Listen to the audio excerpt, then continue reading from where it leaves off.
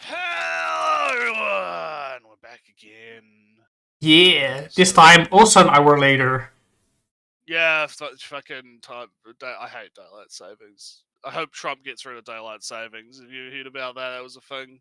Well, he says a lot of things, and the only thing he did He was does say make a my lot of things. He stonker. does He say made a my lot of line go things. down. So Yeah, he made.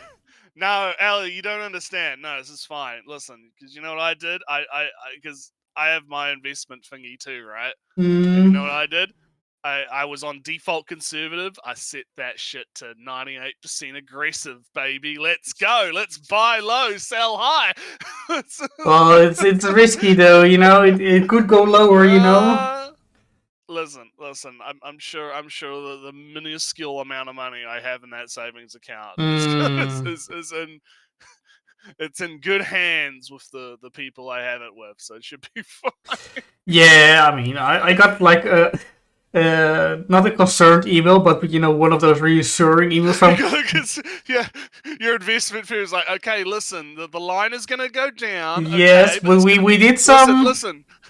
We're out in control. It's okay. We Don't worry. sold some risky stock and we put them into obligations. You know those super, you know, those state bonds. Or bonds is the thing. Yeah, Like actually, yeah, we bought some bonds, so we are really, you know, less risky, more bonds for now. Yeah. But anyway, you know, Don't it's worry. it's like I said, Everything's going to be fine. Your it's going to be savings are okay. fine. Don't worry pull about all it. your money out at once. That would be. Yeah, don't panic. Yeah, don't panic, Paul. Yeah, please don't panic, Paul. For the love of God, don't do that. Yeah. Yeah, I haven't received any emails like that, but I did. I did swap it. It wasn't even like related to the tariff thing. Like I just fucking did that because I was like, oh, maybe I should, because I'm young. I should set that shit to aggressive. Oh, you took my financial advice. No, well, kinda, because Hey. the place that my KiwiSaver's in, they put in this new thing called a guide plan. Oh yeah, you mentioned it last week. Yeah. Yeah, and I was like thinking about it, and I was like, all right, fuck it, I'll do it. And so it doesn't go into effect until like 3 days after I do it. So I'm gonna have to wait and see what happens. But what I'm thinking is probably gonna happen is like, you know, and then this isn't financial advice, guys. So don't take this as financial advice. No, it's not. No, it's not. But listen, like I said, you gotta buy low and you gotta sell high. So if everything's going low, now is the perfect time to be picking shit up, and then eventually the rebound's gonna happen, right? And it might not rebound as high as what it used to be, but does that really matter to you, Mr. First Time investing into the thing? No, not really, does it? Especially if it's for like 20 years or so, then nothing really matters on this. If you don't have to worry about it till you're 60, then it's not going to be a problem, right? It's not going to be a problem. That's kind of my logic behind it. It fucks up the boomers, right? But who gives a fuck about who gives a fuck about the? It's so funny. The day traders are absolutely wrecked because they put all their money into single trades, and it's fucking hilarious. How you have all these boomers and all these people be like, oh no, my stock, Sally, my billions and trillions of dollars of stocks, and most people around our age, right, are like, fuck you. Well, they are the grifting day trading hustlers are also, of course, wrecked. Yeah, and that's what I mean. Like, why should I give a fuck? Why should I care what the fuck happens to your portfolio, you fuckwit? Well, I mean, I work for a company that exports to the United States, so that's. Oh yeah, you're fucked. Yeah. That's tough, you know. I know there's more wide-reaching consequences and shit. For example, the Nintendo Switch. Yeah, we could say, nice segue. It finally happened. It after hours of you messaging, it's gonna come out. It's gonna come out. Suddenly, it happened. But it's not all been sunshine and roses though, from what I understand, because I've been keeping my ear to the ground and see what's Mm-hmm. been going on the twatters, and yeah, no, people are not exactly fully happy with the Switch 2. Well, There's it's some more of the price problems. of the games that's the problem more than the console itself. Because although, of course, without all these tariffs, it would be like 400 maybe. Maybe it's cheaper, but. I'm gonna have a hot take. Mm-hmm. I don't think the tariffs have any bearing on the price of the Switch. I think it would have been that price regardless. I don't think so. No, the reason I think so is that these things usually are like planned fucking months to years in advance, right? When they're in the development stages of the console, they're probably thinking, right, how much does it cost for us to actually produce a unit, right? How much can we sell it for to reasonably make a Well, profit, number two, right? That did kind you of thing. see the Japan only Switch? No, I have not seen anything The about that. Japan only Switch is $200 cheaper. Hmm. And because Well, it's that's only interesting. available in Japan, it doesn't get affected by tariffs or anything. And you can't export it to America Well, because then it's in explain. Japan. Well, then explain to me why the Switch is $800 fucking New Zealand. Because if it's cheaper in New Zealand or Europe or anywhere else, it would be cheaper to export it from New Zealand to America than it is to go straight to America. Let me go have a look, because it'll be on. Because I'll use JB Hi-Fi as my store Mm. example for this, because that's what I used the last time. I could use EB Games too, but I'll use JB to have a look.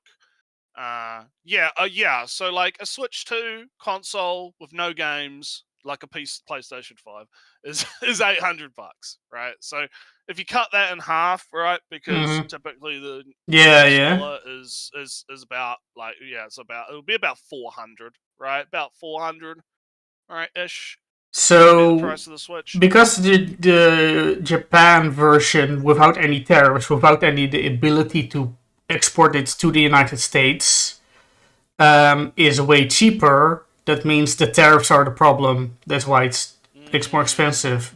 Because to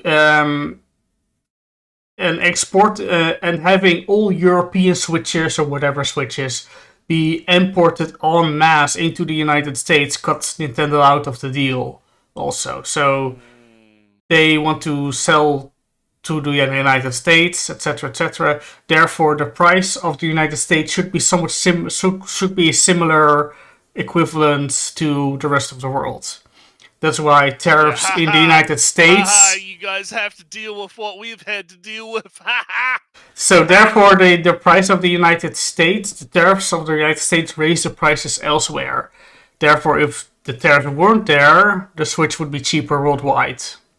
Also, outside of the Japan even or Japan equivalent Well, prices. we'll see. We'll see how it comes out, right? Yeah, Because because there's have other you problems the too. news? The extra news was so after Nintendo said, "Oh, you can pre-order on the 9th." Then for you, I guess. And then Trump went with his big tariffs from like 70% tariffs on the places the switches are made. Nintendo went with an announcement that said, "So Europe, New Zealand, whatever, you can all pre-order on the 9th. United States, we're delaying that."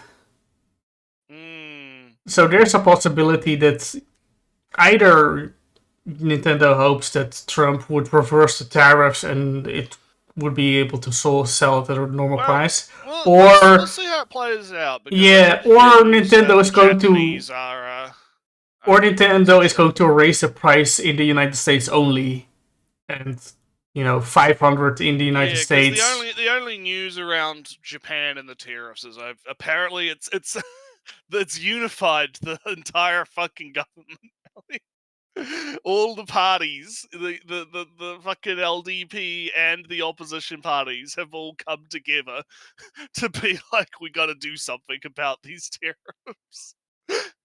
So in a way, it's great because it's Japan's been reunified, Ellie. It's yeah. great.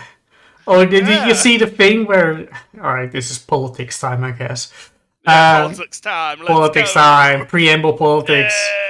That's China and South Korea and Japan have a joint thing going on. Well, no, they don't. So, because it was like, there was a news report about that I saw on Twitter, but someone like who I follow who does Japanese news came out and basically, because apparently it was like they had like a meeting, but Yeah. they didn't like actually agree to anything. But the news was reporting it as if, oh, there's going to be a Agreement has been coalition. struck.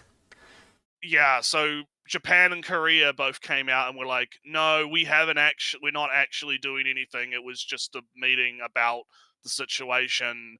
There's no actual like cooperation going on. It's just a meeting about the thing because it affects us all, right? Like, it's not wasn't like an actual thing. Although there have been like, and also there's a big problem is I believe the Korean Prime Minister's been swapped out with with one that just seems to be objectively racist against the Japanese. So well, they all kind of are against each other. I don't think collaboration between the Japs and the Koreans is going to happen. Maybe the lubricant called money will ease that. Maybe we'll see what happens. That bias. We'll see what happens. But I do like the main news that I know about is the Japanese government is pretty much unified under finding something to do about the tariffs, right? So I guess it's just from. But we'll see what happens. We'll see how it goes. Oh yeah, we're cutting our tariffs from 0.5 to 0. Trump now has an excuse to call off because people are nobody is happy with them anywhere. Oh man, but back to the Switch though. Yeah, the Switch price itself is fine, I guess. It would have been cheaper. I had a comparison like down here, right? It's like it's about comparable to a Xbox, right? It's about the same, right? Depending on which one you Series S or X, I guess. Series. I've got the site still open, so hang on. If I go to gaming and I go to Xbox and I go to consoles, the Series X 1 terabyte is 800. It's about $100 cheaper than an Xbox. So, which is unless you get the what the hell? Why is it like the white one is cheaper? That's weird. Racism. The white black is cooler, X, and for some reason. It's probably because it's like it's a bundle offer. That's why. Okay, so it's about the same price as a Series X on its own with nothing, right? And then the Series S is about 600, so it's like $200 cheaper. But who the fuck would want to buy a Series S anyway? It's comparable. It's comparable. The PS5 is way more expensive, but that's to be expected. It's because of the digital edition, right? Well, then again, that is comparable. It's comparable. It's comparable. Well, it's about there's physical media in the Switch, so blah blah blah blah blah. Yeah, it wins in that regard. But it's the point is like if you were comparing them, it's comparable price wise, right? So it's not a big deal. But the whole games thing though, I do think is a bit like I can understand like with the tariffs and all that shit. Okay, the console's more expensive, right? Logically, right? But the game's a fucking game. The game's a fucking game. Like there's no like hardware in a game. Right? You mean digital? Yes, there's no hardware in the digital game. Which is the problem, right? Like that's why people I think are reacting so strongly to it, especially with this whole like game unlock key card thing. Well, the key card, I'm actually kind of my feelings are a bit complicated on it, but it is an improvement. So because you had digital, you had the game box, and in the box is a code, and not even anything, just a code. And you can't do much, you can't resell the code or anything. It's tied to your account, whatnot. The thing with this key cartridge is that it's basically a license for whenever that is active when it is in your Switch. And you can sell this license. You can, if you lose the cartridge, you have lost the license. Therefore, it makes a kind. It is basically the game on the cartridge, except you have to download it, and the cartridge activates the key to access the digital game. Yeah. It is. I'm gonna read the chat. It is kind physical, but imagine buying physical, but you have to download the whole game. Yeah. Yeah, it is, but because it is a physical thing with a physical key, a pass key, something, you can sell this thing, and it works. It's not a game code or with single use anything. So Samu asks a really good question: is the Switch 2 more worth than a Steam Deck? Right? I would argue no. And the reason I would argue no, and I'd say the Steam Deck is worth it more, right? Because the Steam Deck is obviously going to be more costly than a Switch, right? Is you can do more on a Steam Deck, right? Because a Steam Deck is basically just a computer, right? And the downside is going to be, unless you want to pirate shit, right? Unless you want to emulate and you want to pirate shit, the downside is Nintendo has all the exclusives of their stuff on the Switch, right? So that's what you're missing out on, right? But what you gain in exchange for that is the customizability and the, effectively having a micro PC, right? You can load Windows on it. You could load a different distro of Linux on it other than Steam. You can fuck around with it. You can do all kinds of shit with it. It's literally Steam. I disagree because. Because you're a Nintendo shill. Yeah, I understand. Yeah, I'm completely in Nintendo shill. It is alright. So it's kind of at least two things that I have in mind right now. First off, it is a Nintendo exclusive console. I can play every game that would be on the Steam Deck right here on my desk behind my computer, right? So can you do it? Can you do it in bed? I have a laptop. I have a laptop. You have a it would be the laptop would weigh less. Yeah. The laptop would weigh less than the Steam Deck. I think. No, it wouldn't. Would it? I don't know. It looks very. You're grasping. It looks heavy. That's what I say. Chat. He's grasping. Agree with me that he's grasping. It looks heavy when I look at it. I don't know the weight, but anyway. I haven't held a Steam Deck, but I have held one of those ROG Ally things. They're not that heavy. All right, maybe they're not. They're not heavy at all. My laptop isn't that heavy either, so who knows? It wouldn't be a big problem. Anyway, the Steam Deck exclusivity of having the Steam library doesn't mean much to me because one, I can have a big PC or otherwise I have my laptop, which is portable also.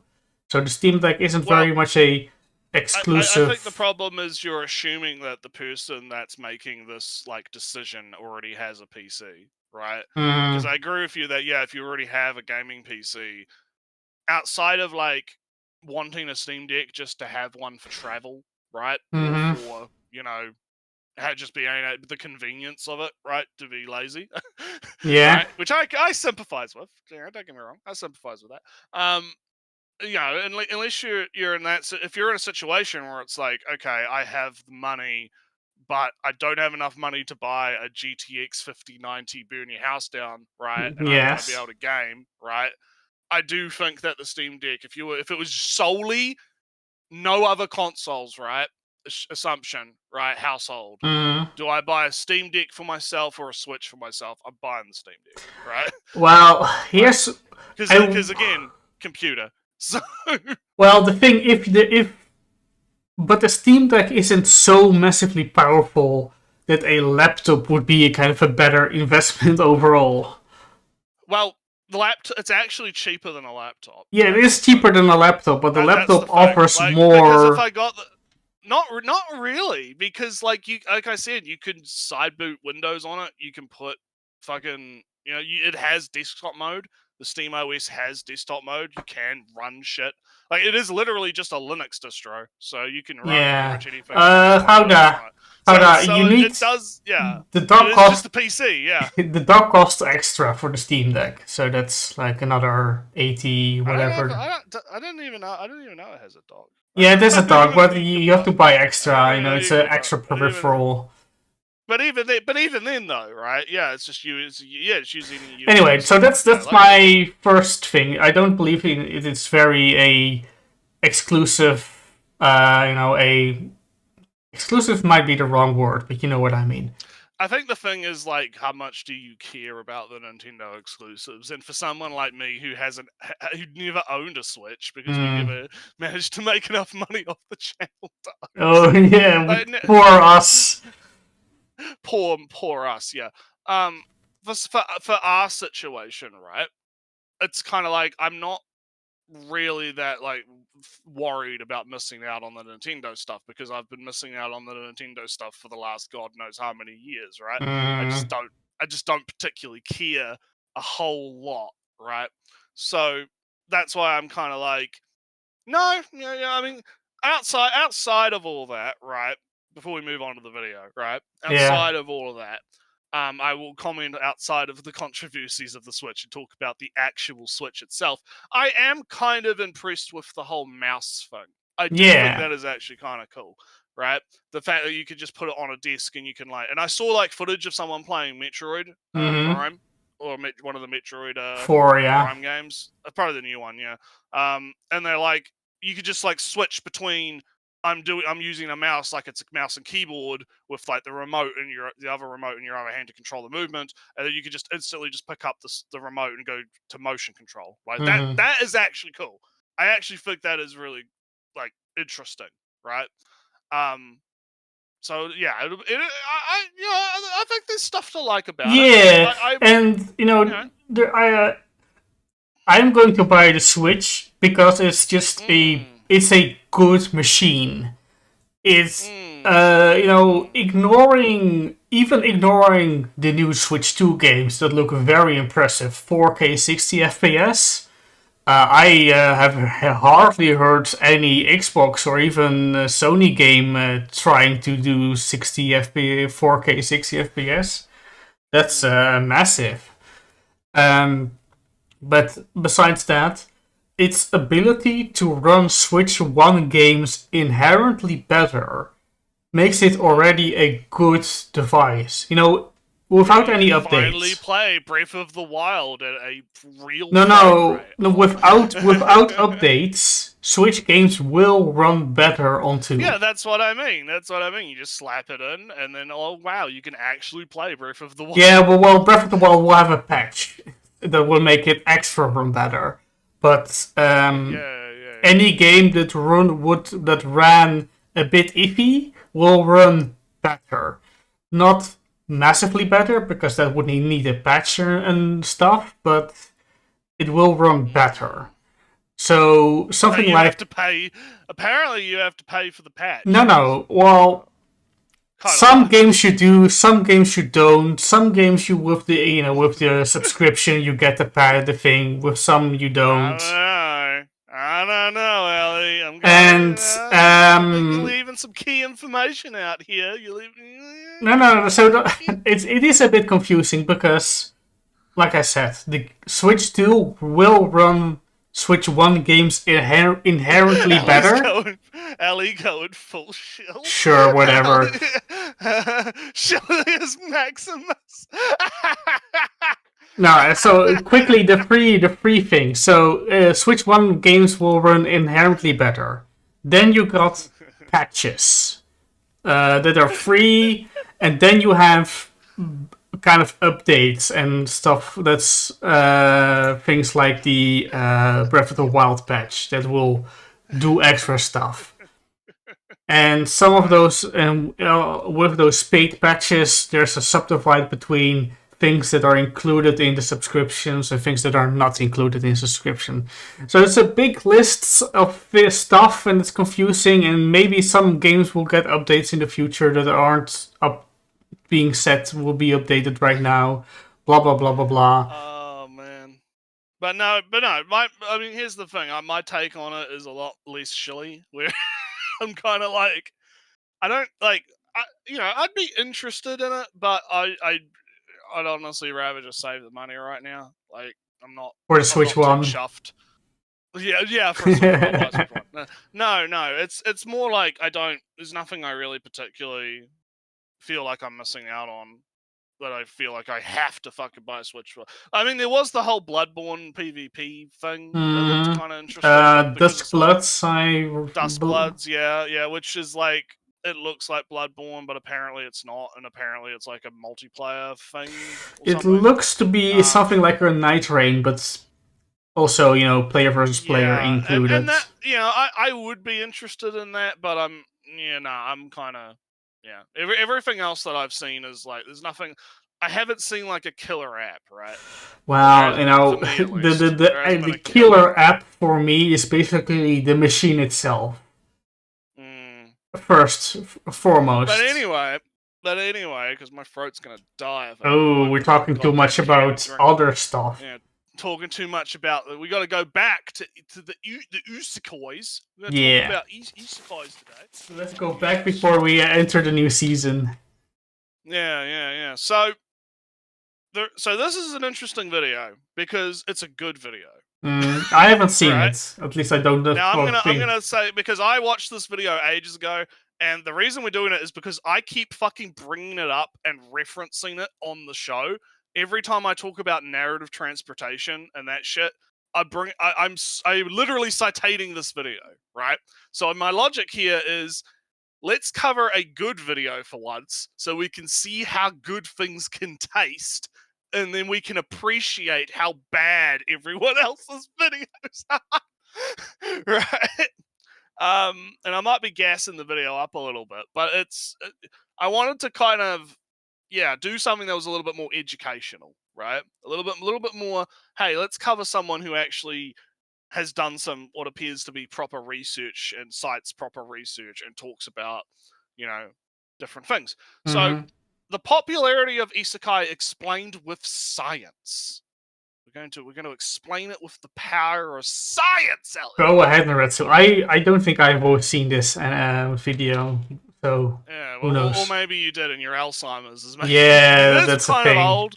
It is like about a year or two old. So, but anyway, I gotta get a drink. So let me just. I recently watched this, this YouTube documentary thing of was it either Lake or Logan Paul, and he was listing all the things that the Team 10 was it about, and we'll be talking about Fire Force later, Gouda. Because I did watch that episode, so I watched like a bunch of episodes. And Retsu, it was very funny. That's like DSP. He was just acting like DSP. But anyway, that was also a year old. But anyway, so let's get into it. Let's get educated. Let's go. Yeah. Oh, is it gonna?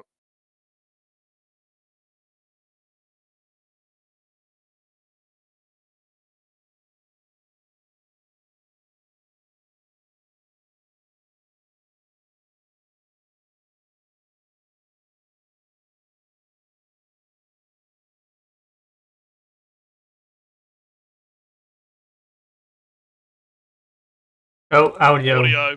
Damn, God damn it, El! You keep doing that. Well, because I muted after we're done. I mute it, and then I forget when we start again. Dingus. All right, I'll bring the video back. We're going to. There we go. Videos back. Close the little. I did. There we go. All right. Love it or hate it, isekai has had a veritable stranglehold on anime, manga, and light novels for years at this point. The continued dominance and popularity of these types of stories has triggered no shortage of commentary regarding why this specific storytelling device remains so popular. In fact, the very first video I made for this channel was on this very. Well, that's not a me problem. So. No, that's an OBS problem because it shows up just fine on the monitor, but not in OBS. Oh well. Yeah. There's got to be at least some scuff. It wouldn't be a stream if we didn't have some scuff. But I mean, look. Hey, look. It's anti-copyright stuff. It's fine. It's okay. We might have done that video that he highlights, but it's at least. Know. It's at least 4 years ago, apparently, so I doubt we remember. I don't believe we've done this guy before. I did put his Crunchyroll video in the queue because his Crunchyroll video is just him shitting on Crunchyroll for like half an hour, and it's funny. And so I thought it would be funny to shit. If we ever wanted to shit on Crunchyroll, we could just bring up his video. But yeah, I don't think we've covered any of his other stuff because he actually doesn't have a whole lot uploaded, and he uploads very infrequently. Not like us. We're committed to the YouTube. Yeah, we're grind. committed. We would never miss a stream day, right, Ali? No, we would never delay the stream by an hour because somebody decided to sleep at the wrong time. Because time zones happened. Yeah, it would never happen. Oh, actually, did we cover his Omari video? We might have covered his Omari video. Omari? I wouldn't. I mean, I don't know anything about Omari. Because we did cover an Omari video in the past, but I don't know if it was his or not. So, I'm not sure. But he doesn't have a whole lot of videos. I think he's got 38 videos, and this video is 7 months old, right? So it's quite, he hasn't uploaded in a while, so who knows? But please do the Crunchyroll video. It'll be great. Yeah, maybe we will. We'll think about it. But anyway, let's keep going because we got a lot of. This is a long video, so we got a bit to get. Question. But today I want to take a different approach. What if there is a scientific explanation for the evergreen popularity of isekai stories? Perhaps the annals of peer-reviewed academic literature secretly holds the answer to this query. After perusing the realms of psychology, sociology, media studies, cultural anthropology, among others, I've developed 3 buckets from which we can understand the enduring popularity of isekai. Don't go with the trash can. That's triggering me. Yeah, it's triggering. Yeah, no. Well, what are the trash cans? Let's have a look. The story structure of isekai allows viewers to better. Okay, so he's not going to do all 3 of them. He's jumping straight into psychology. We're going straight in. We're going right in, Ellie. You gotta, yeah. It's a shame because you gotta have a little bit of irony in there, I guess, because you can't. The zoomies these days, they just can't help themselves, right? They can't help it. They've been groomed into the irony poison, Ellie. Yeah.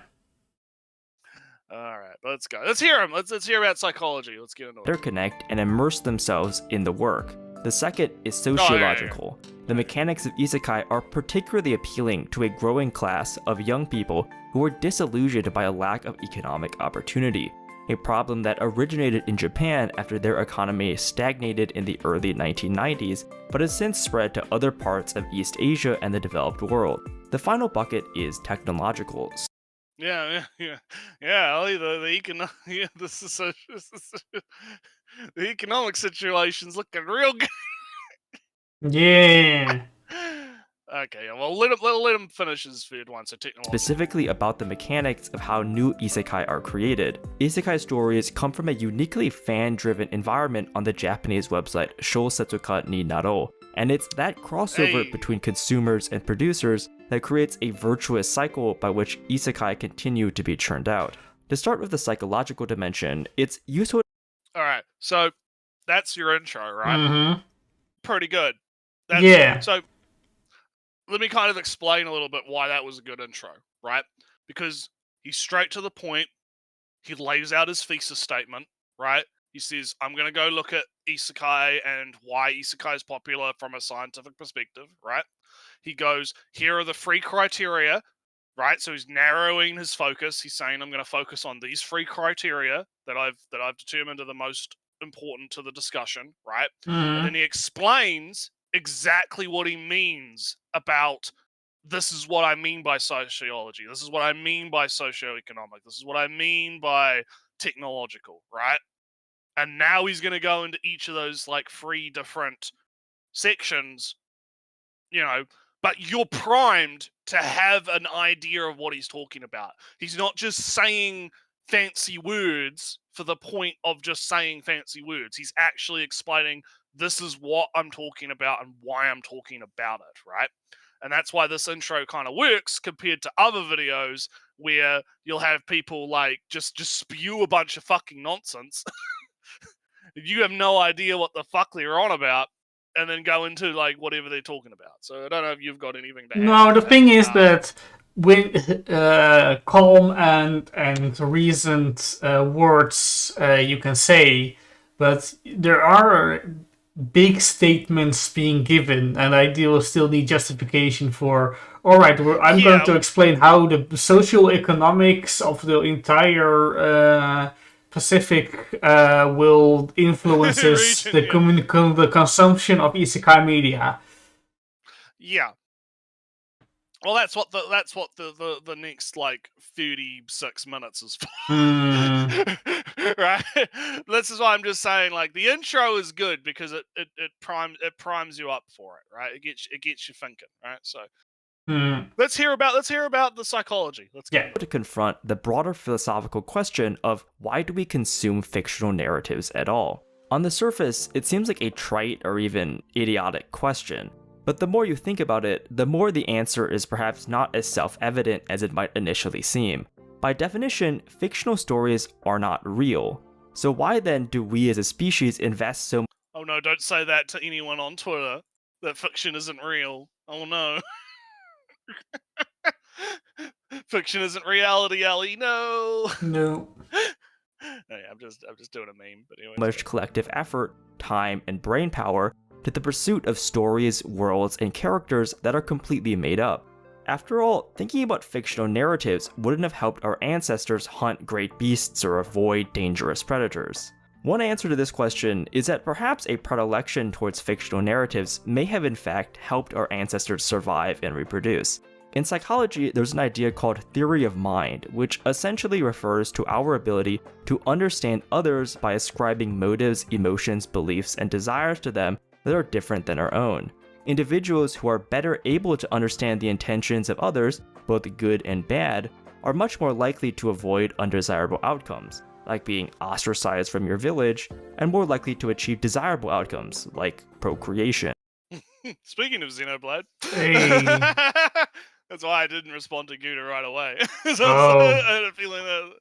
So, oh yeah, did you guys see something? Someone's doing a delocalization of Xenoblade Chronicles XDE on Virus. No, I haven't been on Virus in a while. But good for them if someone's actually doing something on there. That's good. Let them cook. Let them cook. I've been I am 90 hours into Xenoblade Chronicles X Definitive Edition. It's so long, Naretsu. The story is actually so short. I'm apparently it's a long game. But the side quests is just you do alright. Naretsu, you do a main mission. It's 5 minutes long. You do go to a place, a thing blows up. You go, damn, I'm sad. The thing blows up. Better look next time, and you can go to the next chapter, which would be kind of going to another place, and the things blows up, and you do a fight, and then oh damn, better luck next time. Meanwhile, the side missions, so many side missions, so much stuff. You can miss entire half of, not even half, it's like 80% of the game is in side missions, with 80% of so you land on an alien planet, you're with humans, and you have to do small obscure side missions to unlock whole new alien species joining the city. And not just one small side quest comes from them. No, that single side quest spawns another 20 other side quests, because those aliens are now here and they interact with the humans, so there are another species in this new LA city. Alright. From all those interactions, those 20 quests appears, and from those 20 quests, 5 of them have follow-up quests. So, while you're spending hours and hours and hours, that main story mission is just gathering dust at this point. It's crazy. Right. Yeah, the guy who was doing the Unburger patch said Xenoblade X main story was super short compared to everything else. He said side missions are lengthy, not an issue. It's just just main story that was screwed up apparently. So anyhow, back to procreation. Mm-hmm. In her 2006 book Why We Read Fiction, the literature and cognitive science scholar Lisa Sunshine argues that theory of mind is essential for understanding why we are driven to consume fictional stories.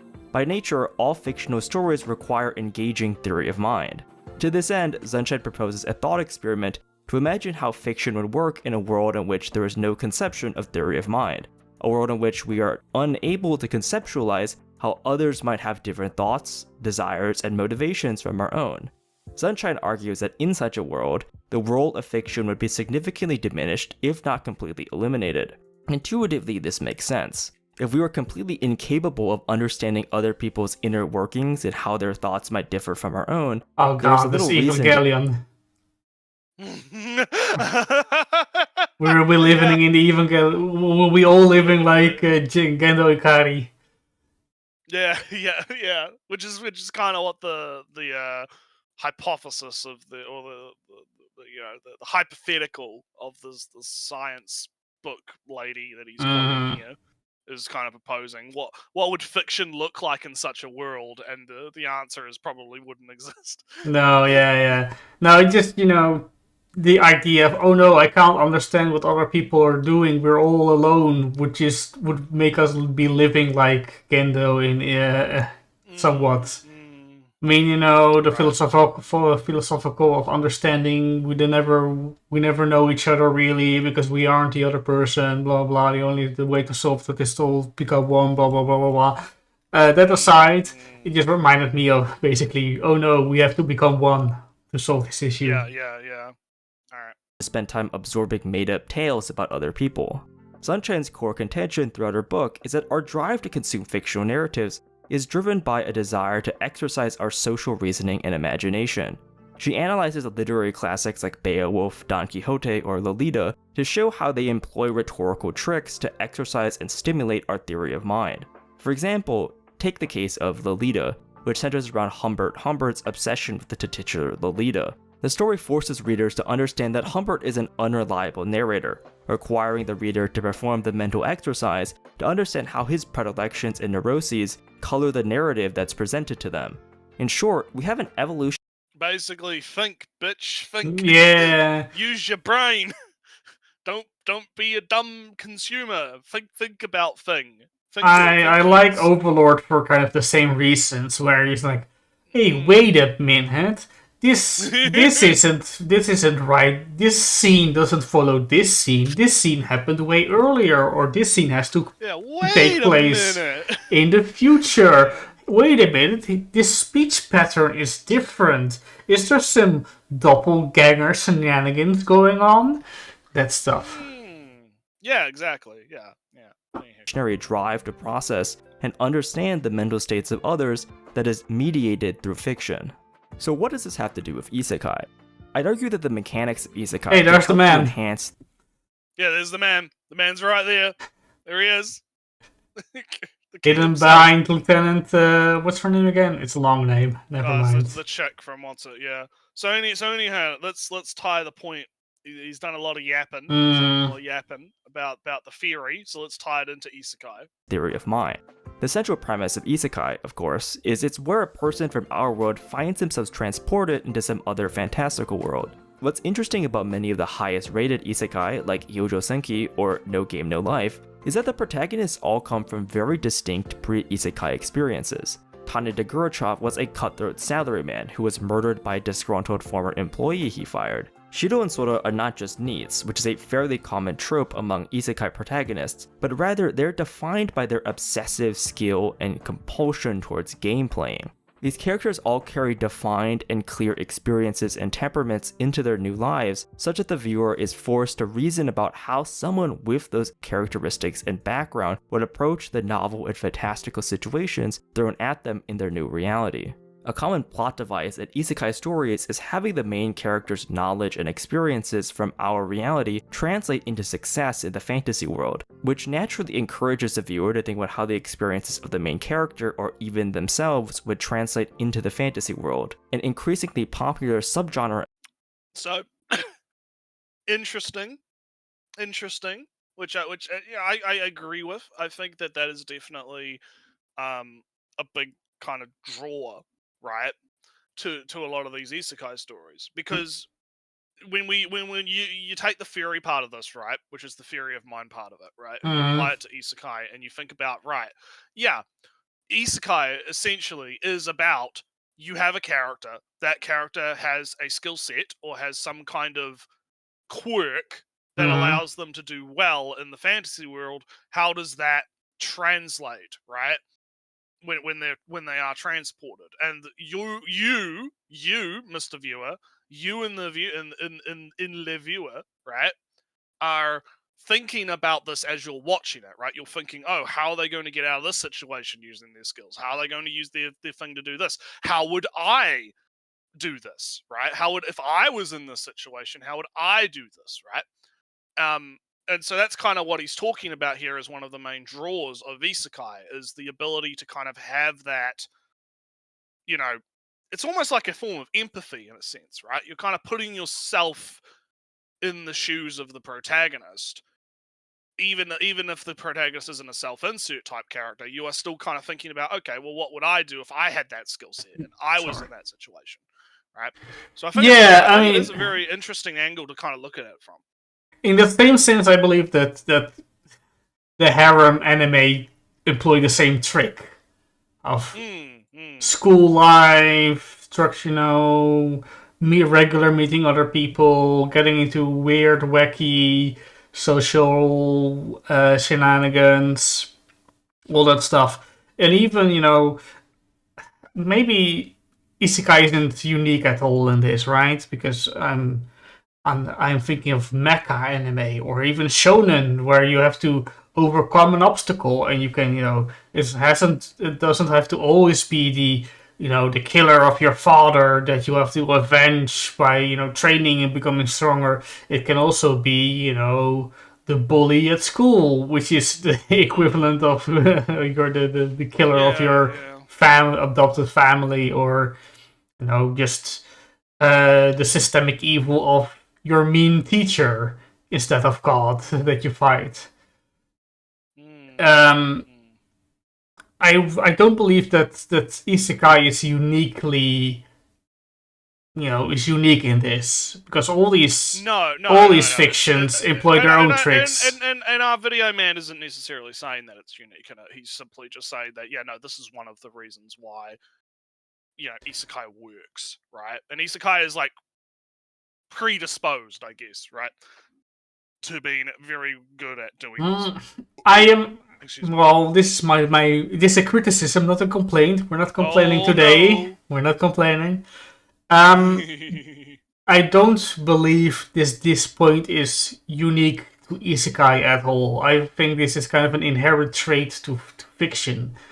That even, as I was thinking, even like mystery shows, series, is all about you coming up with the answers, you engaging with the text in this way, you placing yourself into the mind of the detective, the killer, the witness, etc., etc. You project yourself into all these different characters to come up with the solution, and I think it's. See, I agree with you. I agree with you, but I will say, let's think of it from a different context, right? Let's think of it from the context of someone who is just an absolute isekai hater, who has to actually be reminded that isekai has this, right? Has this basic principle of every fiction. Yeah, because that's part of the problem, right? Is like, if you're dealing with people that are just fucking like total isekai haters that will not fucking admit that isekai has merits, right? Maybe they do need to be actually reminded that it has this like basic storytelling shit in it, right? But overall, I do agree with you that it's not a unique thing to isekai, but I do think it is worth bringing up, because people don't even bring this up in the context of like anything else anyway, right? Usually, so it's fine. It's fine. I'll give it a pass. I'll give it a pass. But anyway, let's talk about villainous shows, because you love your villainous shows. Yeah. Let's see what he has to say about villainous shows. Of isekai stories are reincarnation villainess works. Essentially, these works will feature the protagonist being reborn as a character from one of their favorite books or video games from their previous life. They then use their knowledge of said book or game that they got reborn into to influence the plot. In essence, the mechanics of having a person from our reality transported into a fantastical one can help enhance the kinds of perspective taking that allow us to enjoy fiction. Of course, one of the primary criticisms of isekai stories is that most of them do not feature these kinds of unique or particularly memorable characters. The kinds of lowbrow, cookie-cutter isekai stories that have made these plot devices widely ridiculed are scorned because these stories are seen as uninspired and feature bland, unmemorable characters. While many of the genre's best shows feature characters with clearly defined and unique personality traits and experiences, these are perhaps the exception rather than the norm. One of the defining characteristics of lowbrow isekai stories is that they usually feature completely unremarkable, bland, milquetoast protagonists, usually with a predilection towards light novels, anime, or games. They then, very conveniently, find that these traits allow them to become extremely overpowered in their new life. Is he hating on Eminence in Shadow? Maybe. I mean, I would. He's no longer my man. No. He's no longer my bro. No, he's gone. Nah, he gets my respect because I think the protagonist is very annoying. Disavowed. But he's not wrong though, right? Like he's kind of just laying out like the common criticism, right, of a lot of. Oh yeah, that's the thing of all these amateur shosetsu authors that. They write about the thing that is in their interest, their hobby, their profession. And their profession is the one that saves the world. My isekai would be one where chemistry or analytical the quality control saves the world. Yeah, the stuff like that. Oh man. So anywho. Little more than a pastiche of well-trodden anime tropes, and the plot generally fares not much better, with these kinds of stories trotting out the same warped RPG elements and generic fantasy settings. It's with these kinds of stories that the theory of mind explanation starts to fall apart. This kind of narrative setup does not particularly challenge one's theory of mind. The entire purpose of having these kinds of protagonists is for the viewer to self-insert into them. None of these characters typically have any kind of deeper character motivations for the audience to understand or dissect. This leads into perhaps one of the more prominent reasons. So, before we move into the thing that I keep fucking talking about constantly, the narrative transportation thing, I do think it is interesting how he sets up the theory of mind example, right? Which he then applies to some isekais, but then he's kind of going back on that and saying, well, there's also these other ones that don't kind of stimulate the theory of mind, therefore there has to be something else going on, so now I'm going to move to a different theory, right? So I think he could, maybe focus on this point a little bit more, where he says that the self-insert protagonist fails because there's no mind for us to connect with. Because that is what I kind of got from this last little bit, right? Well, like I said, I kind of cut him off before getting into what I've been talking about for fucking months, right? So, no, I mean, I think it's about to kind of get into that, but yeah. Or what I just said, because I think it's, would be an interesting point that the self-insert character fails because there's nothing for us to connect with a mind. We can't get, really understand their motives if they're just bland as that, in that sense. Well, let's see where he goes, because I think this is where he starts talking about narrative transportation, which was one of the parts that really fucking fascinated me. So, and why isekai tropes have stuck around for so long, namely that they encourage transportation. Yep, here we go. Let's go into narrative worlds and identification with the protagonist. As the name implies, transportation into narrative worlds, or transportation theory, as it's sometimes referred to in the literature, refers to the ability of a fictional work to fully immerse or transport the viewer into a narrative. If you've ever, for instance, binged an entire season of anime without any regard for the time, you've experienced narrative transportation. When someone is strongly transported into a narrative, they often lose track of their surroundings and the real world, and they become highly engrossed and connected with the characters. Through scientific study, researchers have been able to identify distinct characteristics and factors that predict narrative transportation. In a 2014 meta-analysis, Tom Van Leyer and his colleagues examined 76 studies on narrative transportation. They identified several key characteristics of the story receiver, or the person reading, watching, or experiencing a narrative, and how those influence the likelihood of experiencing narrative transportation.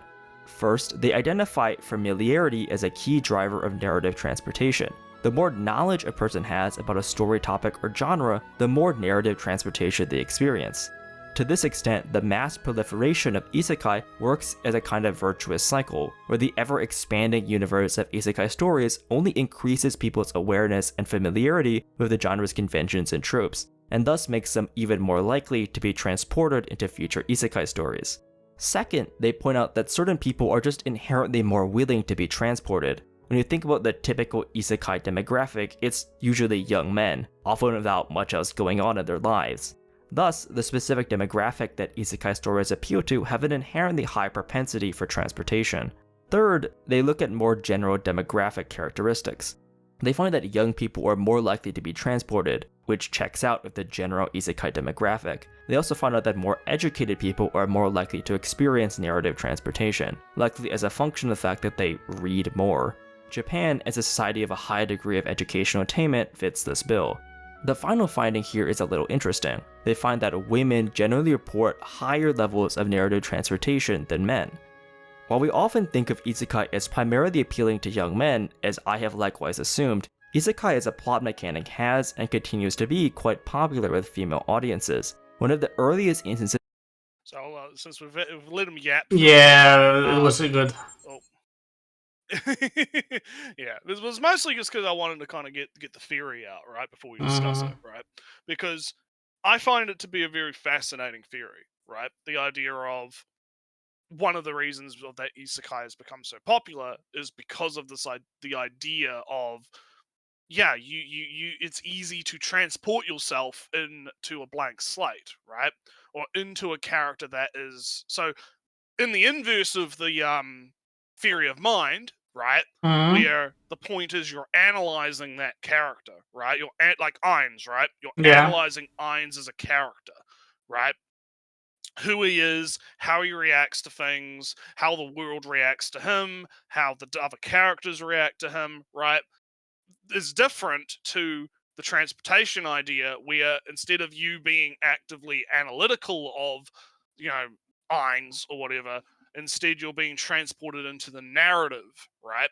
And I do also think that these two things can coexist as well, because if you're getting so engrossed in analyzing Ainz, right, you're going to naturally transport yourself into that narrative, right?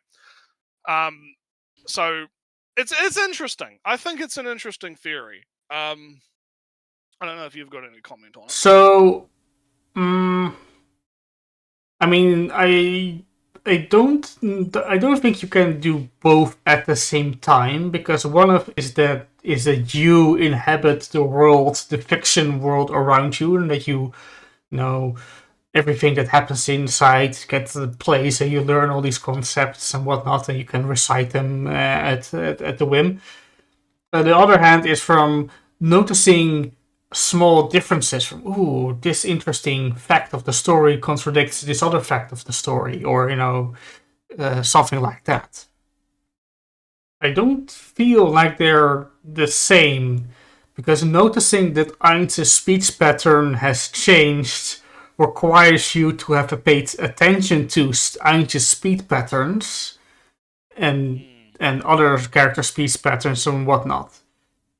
When you notice that it's off, I would assume, I think at least, I go into a different mode from a detective mode, kind of. I'm suddenly not reading this as a, narrative transportation. I am embodying the minds of the character in the world. I'm suddenly a detective. Like, who is the culprit in this setting? And I don't know how this study went and what is included in narrative transportation, but I'm still very much engaged with the fiction.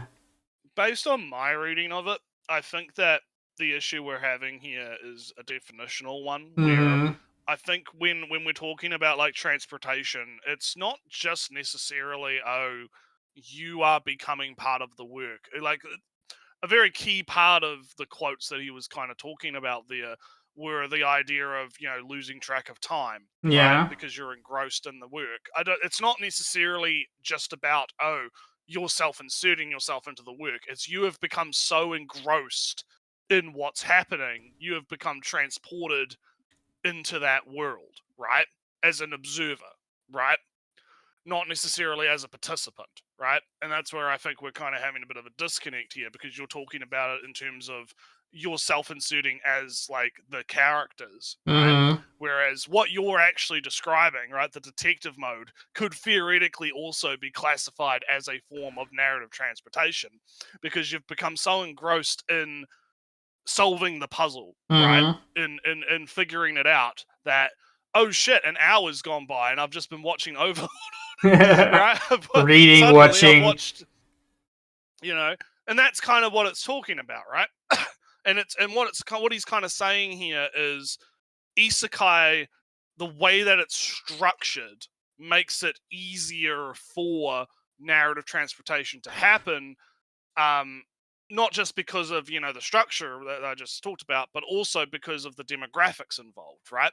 Because it's aimed primarily at young men / women, which is getting into now with how women, according to the study, are more likely to experience narrative transportation, right?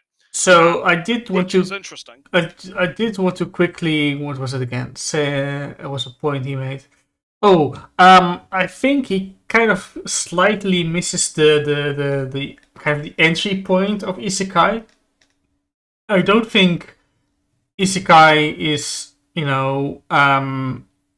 it's self-referential. Shosetsu origin means that isekai has become a kind of a broader entry point in that sense. I think it's kind of the anime culture and the inclusion of games and the inclusion of specific niche it's a bit elements. wider than just isekai itself. Yeah, because there was a couple seasons back there was this book tester isekai. I'm not sure if it was an isekai, but it was kind of book testing inside apparently an isekai that would work better if you know how a book tester works and you can learn all the references, the names, the terminology, and all that stuff. I'm like, yes, I know this. And with Seventh Son, with all the European royalty structures and politeness levels and formalities and whatnot, yes, I know this. Or Bookworm, yes, I know how to make paper. And you name your subject, and any of these could be your familiarity with profession, with hobby, and that being a vector into how the world is saved in the isekai. I think that is a way more of the point of familiarity, more so than isekai. Being familiar with isekai means familiarity with isekai. That's kind of yeah. It's like I said, there's like wider cultural aspects. It's not insulated, right? It's not a vacuum. Basically. Also, quickly to acknowledge chat. For Samu, I agree that when the main character is a bit bland, let's just not go into it. It's a little bit bland. You are kind of expected to empathize with the side characters, with the harem girls. Just as your erotic mangas, they don't very much focus on the emotions and the thoughts and the concerns of the male in that story. It's all about what the female thinks and does and expects and etc. So you're kind of more self-inserting into the female of the stories than the male, which you should insert what you should do in that sense. So I think that harem anime employ the same trick. You kind of she's conflicted about she's conflicted about her feelings because she discovered her friend also likes the boy that she likes. Oh no. That's your point of empathy. Not really the guy that's oblivious to the girl's obvious crush, because there's not much emotions there, but you very much empathize with the girl who's crushing on the boy and she's scared of confessing, etc., etc. Yes. So anywho, let's continue. This of an isekai style story was in the 1976 shoujo manga Oke no Mansho, or The Crest of the Royal Family, which revolves around a young girl being sent back in time to ancient Egypt. Isekai stories were this quite is just popular Red in River. shoujo manga during the 1990s. Do you know Red River by any chance? No. It was a shoujo manga decades ago. It's about a Japanese girl that gets sent back to Egypt, gets enslaved, taken custody. Gets enslaved. Yeah, well, it's getting kind of complicated. Look. Egypt was a fun place back in the day. Well, but it gets kind of complicated because the prince says, "Oh, you look strange. I want you. You're mine now." So it's kind of enslaved? Question mark. And also, but because she's Japanese, so modern culture, I remember a scene where she's like from, "Oh, you pick the weapon we are going to use for the war," and then some, "Hey, look, this is iron. You know what iron is? We are using bronze over here. So, ooh, let's use iron now." And then they win the war, whatever. And then she's smart for picking iron instead of bronze. What the people would have done, etc., etc. But yeah, that's a girl transported into Egypt, gets indentured to servitude, yeah. Well, to the Egypt prince. Highly encouraged employment. Highly encouraged employment. Mm-hmm. Yeah. With strict terms. Yeah. Read those terms and conditions. I decide, you don't. Yeah, pretty much. But anywho, let's continue. Such as Fushigi Yugi, a story about two junior high school girls that are transported back to ancient China from a book they find in their library. Of course, there's also the most famous example in Inuyasha, which features a girl who is transported to feudal Japan through a well in her family's shrine. And as I've previously mentioned, we've also seen a recent rise of villainess isekai, which primarily appeal to women. However, many of the characteristics from Van Leer et al.'s study are not necessarily unique to isekai. Hey! Oh look, you got easy. Finally, a bit delayed for my liking, but acknowledging good stuff. He got there in the end. It only took like a half an hour with us talking in between, but He's figured it out. The same demographic factors that make young men and women particularly likely to transport into isekai stories could easily apply to other types of narratives. For instance, before isekai became the in vogue genre, the early 2010s were heavily saturated by battle harem shows. Hey. Did I just give that example of myself? Yeah, there you go. Future sight, Alex. Hey. Active once again. But again, he's not wrong though, right? I do actually agree that I think there is a reason a lot of isekai, or at least there's a few examples of isekai that kind of play into that whole harem kind of aspect. Like, it's obviously not exactly the same, but there is definitely a few series that kind of lean into that. There's some of them haven't been adapted yet. I have been reading a couple. There's one that's kind of like the guy gets like a lot of them tend to be around like a very simple premise, which is the whole class gets transported, right? Or the guy gets transported singularly, but usually it's the whole class, and everyone gets like a cheat ability, or they get a special power or something like that. But our main guy, he gets some kind of mind control or enslavement ability, or a power that involves like sex or something, right? Like any combination of that, right? And then the whole process of the series is he's enslaving all of his classmates and turning them into sex. I remember this manga from a while back. Maybe it's the same that's one. one of them. Well, there's more than one, and I've read like ones like there's multiple that have like the same premise, right? Like slight variations, but the same. All right, premise. so I will talk about the same premise later. Don't worry. But they kind of like that is tapping, I think, into the same kind of well as like a battle harem show, where you have the one guy, he's doing the fights against the things, and he's getting all these girls, around him, right? That want his dick, or they like him because he's a cutie or whatever, right? And so yeah, it's the same. So he's right that they tapping from the same well. So let's continue. Yeah, although that works like data. Okay. Although I would, kind of say that's kind of applicable to any fiction, really. But he's maybe talking about narrative transportation more.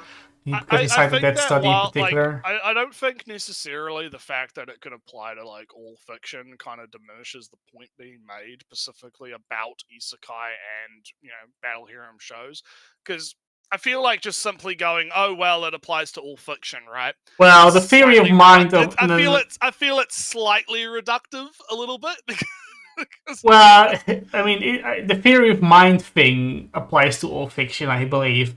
I don't know if narrative transportation is more applicable to isekai.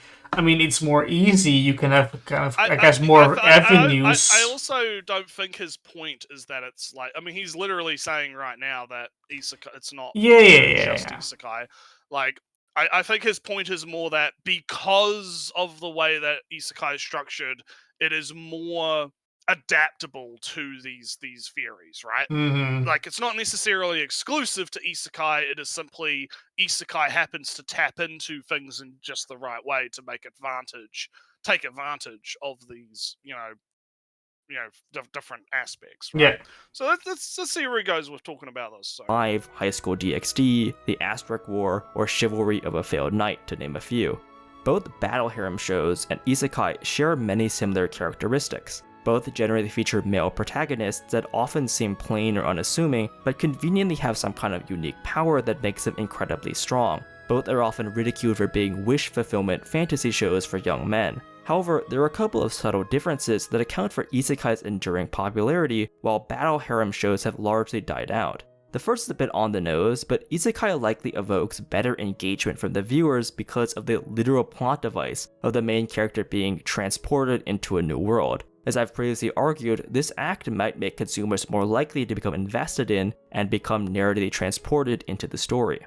The second part of my argument is a bit more involved and has to do with the sociological conditions of particularly Japanese young people, but also an increasing share of young people globally. Specifically, real quick. Isn't it a little bit premature to declare that isekai has a longer staying power than battle harems? Well, I don't know. And I also think that there's other factors to consider as well. It's probably not necessarily as cut and dry. I'm trying to think because I don't know how long like well, another thing to think about is a lot of those battle harems were virtual novel adaptations or adaptations of pre-existing things, and then once they ran out of the source materials, right, they kind of moved on to different source materials. Because I can see a world where Shosutsu just gets bored of isekai today, and from this day onwards they write battle harems again. And so in 5 years we have battle harems, all just exclusive battle harems. Because there needs to be a source material, right? Like that's kind of the thing. And back in the day, the source, like, we didn't have. Well, I mean, I don't know if Shosutsu was around back in the day, but if it was probably a lot smaller than it is now, right? Back in the day, like, the source materials would have been, your Nikkei games, your visual novels, there would have been light novels and mangas floating around, but it was, they were not drawing from like a source like Sosetsu, which is just endlessly pumping stuff out, right? Like it was a lot more decentralized, I guess, in that sense.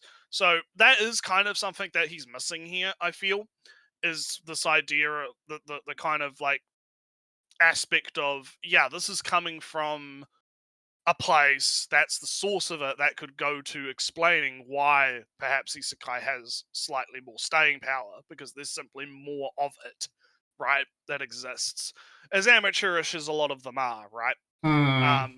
Magician of D says isekai has probably lasted longer simply because it's a more open premise than Battle Harem High School is. All routes lead to doom is vastly different from reincarnated as a sword. I agree. That's another thing to consider too, is the premise itself, which is kind of what he's getting into in saying that the premise itself of being transported into another world aids in the narrative transportation and aids in the theory of mind aspect of it, because supposedly there's something about a character getting transported that triggers something in the brain chemistry. Yeah. I dare you. From the say the shonen anime, right? Name me one isekai show that isn't a battle shonen, a battle harem. So here's a free premise for your Sosetsu blah blah work, Ellie. It's a freebie. I'm gonna give you a freebie. You do guy gets transported, and it's like gladiatorial arena. Alright. It's all hot chicks, right? It's all hot chicks because for some reason the chicks are just able to do gladiatorial shit better than men or whatever.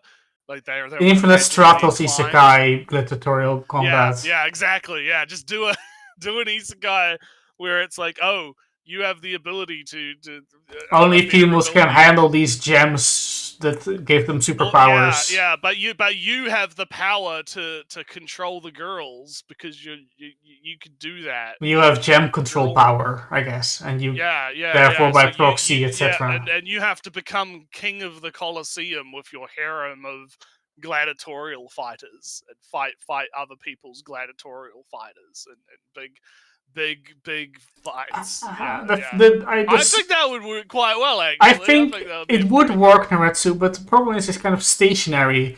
It would work unless you just move from arena to arena with some kind of global ranking and whatnot. I got it. I can make it appeal to the Twitter. All right, listen.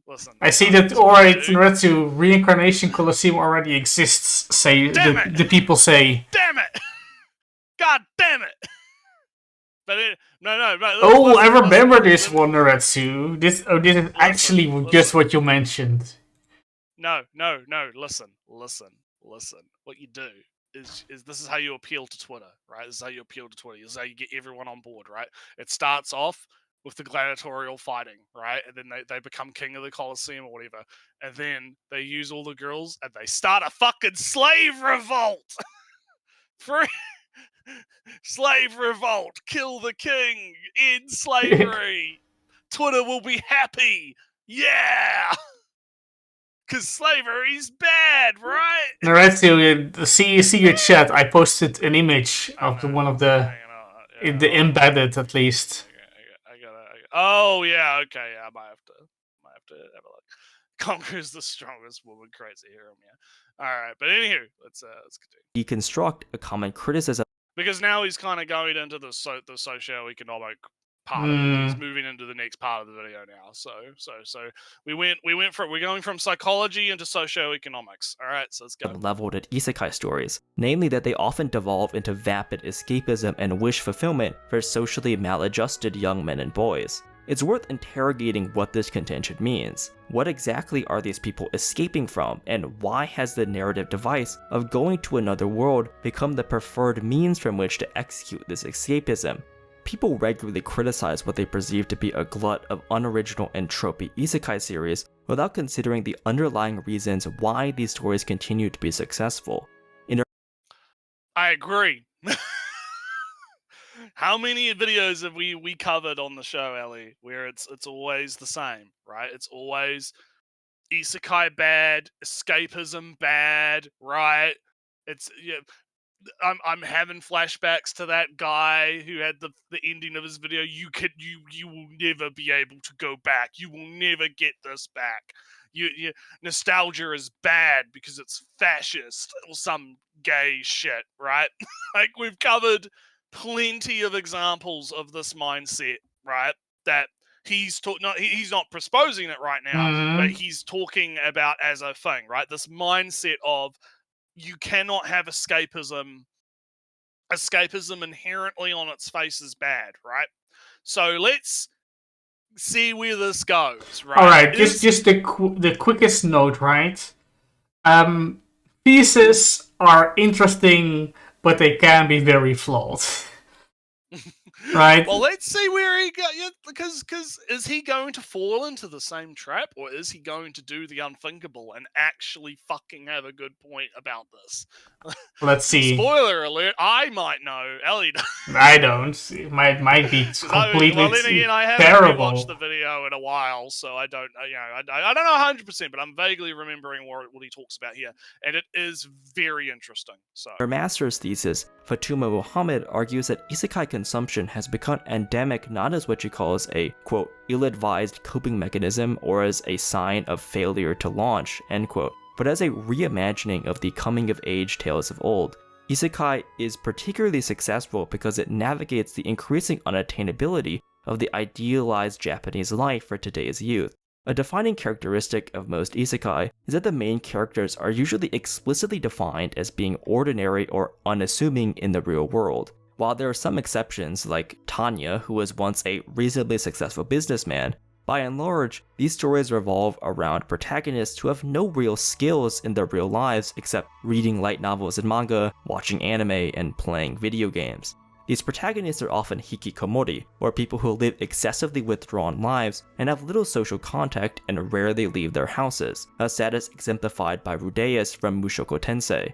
This contrasts starkly with the traditional shonen protagonist, people who are ambitious, driven, and constantly seeking to strengthen themselves. Even though a common trope of battle harem shows involves starring ostensibly forgettable or unassuming protagonists, these nobodies usually go through a fairly normal shonen protagonist arc of strengthening themselves and proving themselves to others. Consider for instance Chivalry of a Failed Knight. While the protagonist, the titular failed knight, is called so because of his inability to invoke magic, he masters a unique fighting style that allows him to defeat those who are supposedly much stronger than him. His arc revolves around him constantly overcoming challenges and proving his strength. On the contrary, modern isekai protagonists rarely seem to encounter meaningful obstacles or barriers. They transition seamlessly from people who are marginalized from real world. Is he going to say, therefore the conflict is elsewhere? Yeah, he's cooking. He's cooking. I'm letting them cook. I'm letting them cook. Society as neat losers into veritable gods in the fantasy worlds they get transported to. Think of Ainz from Overlord or Sid Kagano from Eminence and Shadow. They are all granted essentially godlike powers and rarely encounter any meaningful challenges or threats to themselves. This characteristic of isekai stories as power fantasies is often criticized for being narratively lazy, which in all fairness it kind of is. One of the fundamental characteristics of good fiction writing is that your characters should encounter legitimate challenges that allows them to grow and change as characters. However, it's precisely because the characters are overpowered and encounter no meaningful challenges that endears them to the core isekai readership. Unlike in a traditional shonen story where the characters encounter seemingly insurmountable odds, but are ultimately able to triumph and grow as a result, the kinds of people that are drawn to isekai stories fundamentally don't buy into this notion of hard work being justified and rewarded. These are people that are often economically... Is not the point that I was going to fault. It was going to... Well, you have to remember we're in the socio-economic section. We're not in the fiction. Not necessarily, we're not in the fictional world. We're in the real world here, Ali. We're talking about the real people that talking about things. But to kind of take a bit of a break because we have been letting them cook for a little bit, right? We were letting the video play for quite a while. I think he is definitely kind of, he's mostly just stating stuff that's pretty obvious, right? Like it's pretty clear that there is a difference between the traditional shonen protagonist and most isekai protagonists, right? Although I would argue there are similarities depending on the show, right? Because because even a lot even of them, Rudius does daily training, daily runs and whatnot, and daily mana training and whatnot. he's doing the reps. Yeah, He did the reps as his mental reps as a child, and then his physical reps later on. So and he's going through his like shonen arc, right? He's doing the big shonen stuff. Right? So I think that while I think he is definitely onto something with that comparison, at the same time, I feel like the lines are kind of blurry, right? Because isekai is maybe too broad in that sense, right? Because there's plenty of isekai where, yes. But even Overlord, right? Overlord, popular show, big show. Overlord's character, he was a big gamer. He knows a lot about the game. He knows all the spells, all the mechanics, all the cooldown timers and rules and whatnot. So he knows all this stuff. And he can, of course, easily apply it to this new world, which gives him a kind of a massive advantage because he keeps all his items and spells and abilities and whatnot. His big money in the bank. But this is all kind of free. He already did his reps in a sense, and now he's using it. Like the part that you were kind of waiting for him to talk about, which is like, it's not about the reps, right? It's not about his story of becoming powerful. He already is powerful.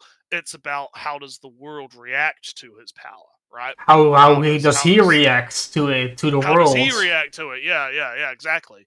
So, that part is kind of missing here a little bit, but I guess it kind of makes sense because that's not really what he was talking about to begin with. He's trying to kind of talk about why are so many young men, right, particularly drawn to these kinds of stories, and like the through line is part of it is the current socioeconomic status that a lot of young men find them in, right? I mean, just we had the big discussion kind of about the tariffs before, right? With the stock market going to shit, but part of that I find interesting is the reaction from young men to that, which is kind of my reaction to it as well, which is fuck you, boomers. You had it good anyway. What are you complaining about? Yeah, why do I right give a shit that your investment portfolio or whatever, right, your retirement fund or whatever is going to shit when I can't even fucking get a job? This is only my third once in a lifetime recession. Yeah. Like I have a job, but let's just. I'm going to be the face of the disenfranchised young man. Right? I'll be the face of the middle class, kind of good off actually. You will be the big boom person. Like again, it's like the reaction is very understandable, right? When you realize kind of like the social economic status that a lot of these like people in their 25s to 30s are kind of in, right? Where they were sold on you can buy into the system, you just have to work hard, get your job, do your reps as it were, right? And you will be rewarded when you're like 60 like the boomers are, right? But that's not what's happening. Right? People aren't getting their jobs. People aren't managing to get by. Everything around them is getting more expensive. Inflation keeps going up with no end in sight. There's no real prospect for the future. So how do young men react to that? Well, they react to that by just burning the fucking thing down that the thing that they thought that was promised to them that they are not allowed to access in a sense, right? So it makes sense from that perspective, right? And then tying it back into the isekai thing, if you're in a world, right, where the system that was sold to you is one that you can't even participate in because you don't even have the ability to buy in at this point, right? Yeah, you're gonna want to have your like the narrative of the shonen protagonist, which is start weak, get strong, big gains, do big fights, bit perseverance. It's good. that's not going to appeal to someone who has no like future prospects. What's going to appeal to them is something like Overlord or something like another type of isekai where it's like, no, the skills that you already have are the superpower, and you can, and if you just were transported to another world where those skills were useful, then it would be all fucking you would get the thing that was promised to you, essentially, right? That's kind of how I'm seeing this point, right? I don't know if you have anything to add to that before we continue, but that's kind of isekai is so broad. We're going to mention it again at some point, I guess, because something like Rudius has OP abilities. He doesn't know at the start of the series, but he has. Yeah, he kind of does. Yeah. Yeah, but it's all about growth, all about his personal growth. It's not. He doesn't really have anything against the world itself. It's all kind of internal, really. So it's all about personal growth. Overlord's guy was in a dystopian future where people died at the manufacturing line and just get swept away into the garbage disposal unit. It's not something that's really covered a lot in the anime. Like you get like a little bit of it at the start, but the future that Overlord is in is actually quite fucked. But the Ainz isn't really about that. It's all about again his personal feelings about stuff. That's the thing. He tries to get over his personal hang-ups of being alone. What future would he want to build? That's kind of what future do you want? How do you manage expectations? That's the kind of the essence of Overlord, and that would be appealing, I guess, to anybody.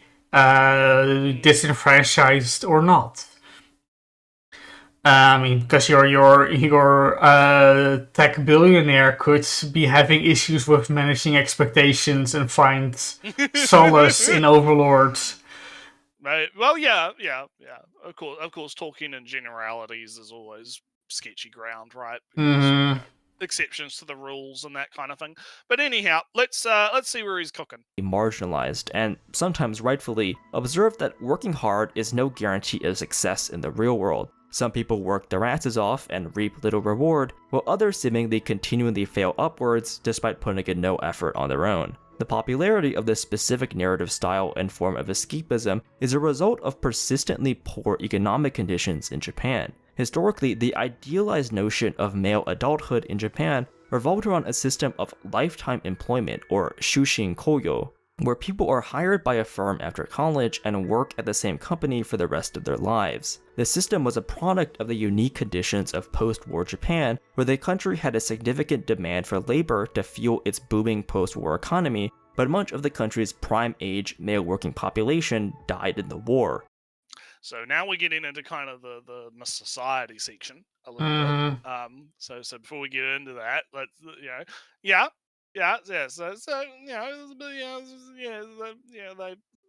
Japan had a lot of Yeah. a lot of problems. But this is an interesting history lesson, though. It kind of is, because he's going to get kind of into like, okay, why is Japan in the economic like situation that it currently is in, right? So let's kind of let him cook, and again, this is an educational stream. It's an educational stream today.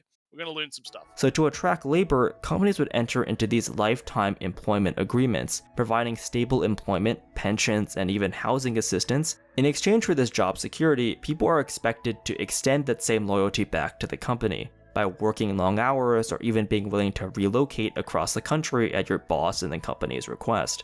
The obvious problem here is that this system relies on a steady rate of economic growth to sustain itself.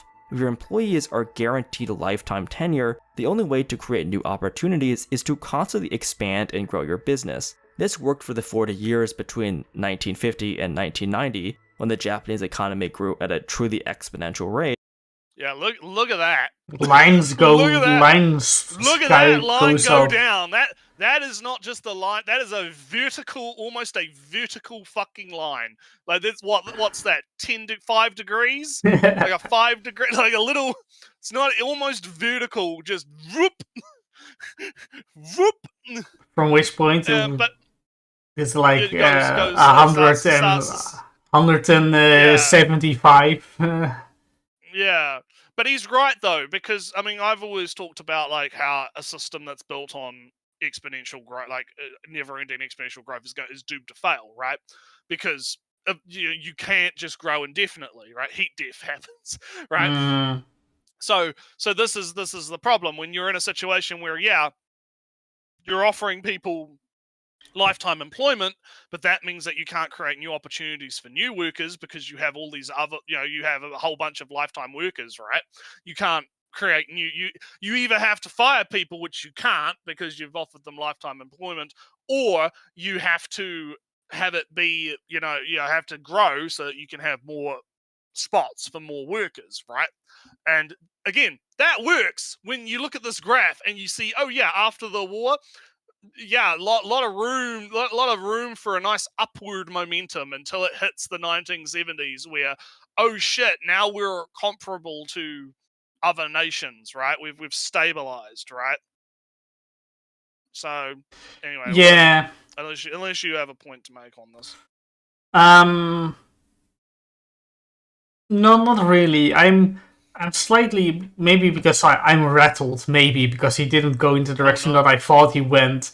I'm slightly the autism's kicked in. You're a little bit. He is maybe making a little bit too wide of a societal argument than I'm comfortable with myself. Well, that was the point of the section. Yeah. You can't be mad at the thing for being something that it's not the thing you wanted, but it's also like the thing is the thing, right? Yeah, but I'm saying that he might make his argument too big because there's like a bunch of isekai shows that aren't about the unfair world in that sense. It's about the other things. Well, I think the problem is you're looking at it from the wrong angle, because he's not saying that the isekais are about the bad world. He's saying that the reason that the isekais in general appeal to people is because they are living in the bad world, right? Is kind of more what he's saying, right? He's not saying the isekais are all about the bad world and that's why. No, it's the actual generalized isekai itself being appealing to people that are living in this current situation that Japan faces itself in, right? So, yeah, real world is the bad world. Yeah, 5-0 kind of gets it. But let's continue. However, the system would come crashing down in the late 1980s. Also, yeah, Grimgar's fucking great. This is just Baguda, yeah. Grimgar's great. Watch that shit, it's great. And early 1990s with the collapse of the Japanese asset pricing bubble, which plunged the Japanese economy into a deep economic malaise that it has never truly recovered from. In response to the rapid contraction of the Japanese economy, the lifetime employment system that once defined Japanese working life had become completely untenable. During an economic recession, companies usually respond by firing and laying off workers, but Japanese firms didn't have this option due to their lifetime employment agreements. As sociologist Hiroshi Ono noted, Japanese firms instead responded to the new economic environment by freezing the addition of new lifetime employees in order to avoid having to lay them off. The end result of this was that the generation that graduated into the job market of the 1990s and beyond were confronted with the uncomfortable reality that the vaunted status of lifetime employment was simply no longer available to them. The 1980s marked the ascendance of so-called neoliberal economic policy in much of the Anglosphere, exemplified by the policies of Ronald Reagan in the United States, Margaret Thatcher in the United Kingdom, and Brian Mulroney in Canada. Neoliberalism is characterized by a focus on private enterprise and the free market. Neoliberal economics promoted reductions in government regulations and spending, privatization of formerly state-owned enterprises, and reductions in union power and greater flexibility in employment. It's this last point that's particularly relevant for the Japanese context. By the 2000s, these same policies had started to make their way over to Japan. In 2001, Japan's ruling Liberal Democratic Party proposed the succinctly named Basic Policies for Economic and Fiscal Management and Reform, better known as Honnebuto no Honshin, or literally the Big Boned Policy. Designed to right Japan's ailing economic ship, the big-boned policies were a set of neoliberal reforms put into practice by Prime Minister Junichiro Koizumi, who served as Prime Minister of Japan from 2001 to 2006. Among them was the privatization of the Japan Post and reductions in industrial subsidies. Persistently weak economic conditions also gave Japan's major business interests much more leverage, allowing the weakening of labor laws that were designed to protect the lifetime employment system. The end result of all of these economic reforms was the effective end of lifetime employment for people who came into the workforce after the 1990s. While those who were grandfathered into lifetime employment arrangements were largely able to keep their jobs, new workers increasingly had to rely on part-time employment or non-standard employment arrangements that provided none of the economic stability and benefits provided by lifetime employments while keeping all of the terrible working hours and expectations of Japanese work culture. So TLDR, fucking boomers do it again. Oh no, we have it good, but now we have to cut back. We're not cutting back. You are cutting back. Yeah. All you boomers, you get to stay grandfathered into the system, right? Because you're boomers, right? But your kids, fuck your kids. Fuck the kids. Fuck the kids. Who cares about the 20-year-olds? Wait, we need to cut back? No, you need to cut back. Yeah. So you can kind of see how things kind of got a bit fucky-wucky. A little bit fucky-wucky here. Anyway, let's continue. Between 1990 and 2001, the percentage of young people between the ages of 15 to 34 that were classified as freeters, or young people that were either unemployed, stuck in part-time, or temporary employment arrangements, more than doubled from 10.4% to 21.2%, amounting to more than 4 million people in 2001. This problem has only gotten worse in recent years. In 2022, the percentage of people stuck in part-time, contract, or other irregular work agreements has ballooned to nearly 40% of the entire Japanese workforce. That's well, that's maybe that population shrinking isn't too bad if it's suddenly... Well, that kind of like... Yeah, because he hasn't even talked about that yet, but that is a big thing, right? Because with the fact that the birth rate is going down, right? Mm-hmm. I've talked about the birth rate stuff before. I think it's over. I think people overhype the fuck out of that shit. Japan's not going to go extinct. No, I mean, right? Birth rate is different from fertility rate. Is different from etc. etc. There was that tweet. Oh man, so there was a tweet that went viral because one of those meme accounts posted like, Look at how these Japanese people react to seeing a baby because they don't see babies that often. And everyone was like, what the fuck are you talking about, you dumb piece of shit? They're reacting because the baby is cute, you dingus. They see babies all the time. You had like heaps of Japanese people responding to that tweet, like, we see babies all the fucking time. What the fuck are you talking about, you dumb fuck? But to it does kind of factor in, right? Because you have the aging boomer population, right, that is slowly dying off, that were grandfathered into the system, right, the old system. These numbers actually do kind of make sense when you think of it from that perspective, right? The boomers are dying off or they're retiring, right? They were grandfathered into the system. None of the kids are getting put on the same system. So, of course, you're going to see like 40% of the new the new generation of employees being in, non-regular work, right? Or being in different types of work, part-time, dispatched workers, right? Yeah. So... kind of does make sense from that perspective. Not saying that's good, right? Not because the reason it's not good is because, as he kind of hinted at just before he started talking about this, the way the types of work is changing, but the work culture hasn't changed, right? They're still operating under the idea of, you are expected to work extra hours and overtime and be loyal to the company and, all the stuff that was expected of the, the people that were in the lifetime employment thing, right? But you're not going to get any of the benefits of it, right? You still have to to kill yourself, basically, right? Work yourself to death in order to survive, but you're not going to get any of the benefits that your parents did or your grandparents did, right? For that sacrifice, right? So that's where it starts to become an actual problem. Because if that wasn't a problem, like the idea of, oh yeah, okay, so the work culture is shifting and people are taking on more part-time work, it's less like full-time employment.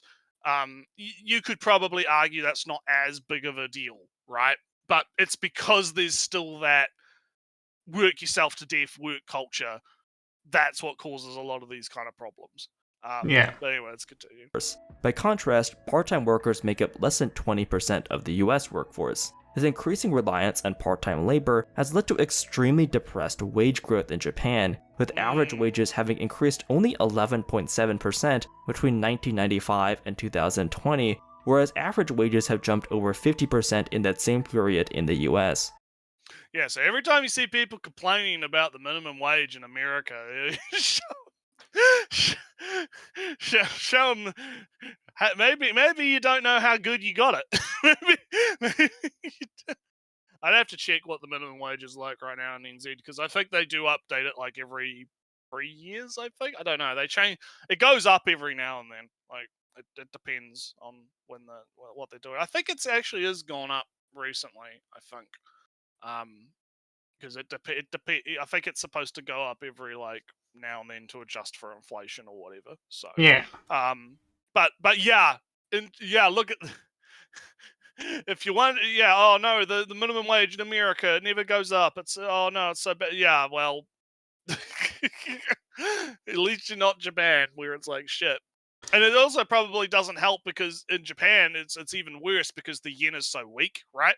So not only are you making less money per hour, right, but that money isn't going to get you as far if you're looking to buy anything overseas, right? Because if you're going to be buying stuff from online or getting stuff shipped to you, it's going to cost shitloads more, right, with the currency exchange, right? Like it's like what I say when I talk about like, American stuff. I want to buy stuff in American dollars, it's going to cost like twice as much because of like the exchange. So that's also not helping, right? So yeah. Yeah, I was just looking for a second because I know that people in the Netherlands is, oh, I see here, 40% of the people over here are flex working. At least that's. I do need to look at the definition because flex working might just mean they could set their own times. But I know that the Netherlands has a very high part-time number just because they can. But yeah, I was just looking for the fun of it, not really because it's super relevant. Yeah. But anywho, let's keep going.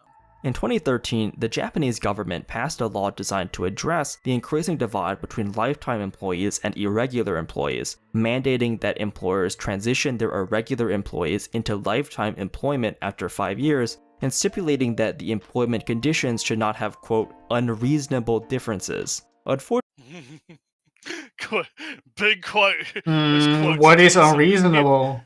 Some heavy lifting. Heavy lifting, guys.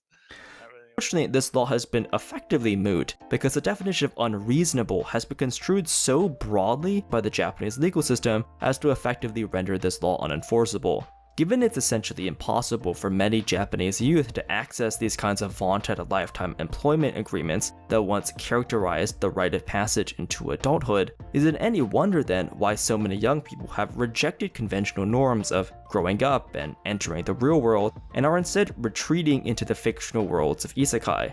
By no fault of their own, these people are born into a culture that has not caught up to the current economic reality. Expectations for men in Japanese society have largely not changed over the years, with men expected to graduate into the workforce and work long hours to support a family that they often rarely get to see.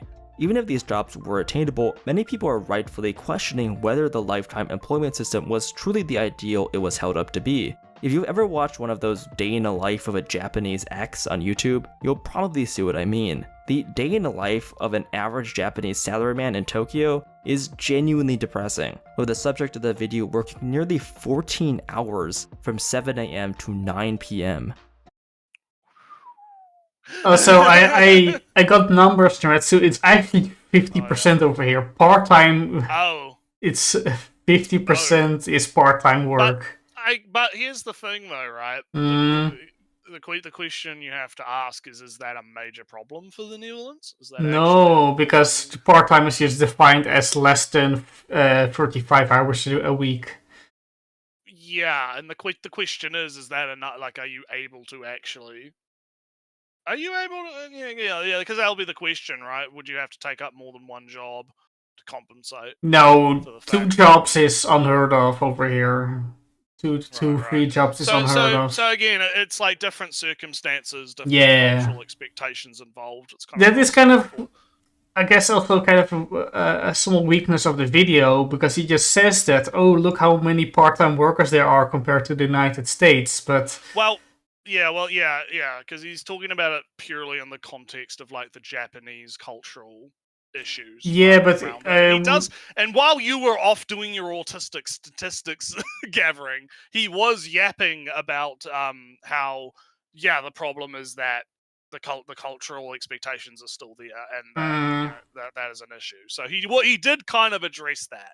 So No, I heard that. Just mentioning the numbers without translating those numbers is kind of odd, because if Japan was it 20% is super high, what does 50% mean for the? It was like 40. All right, what is if it was the United States was like 20, Japan is 40, and now the Netherlands is like 50.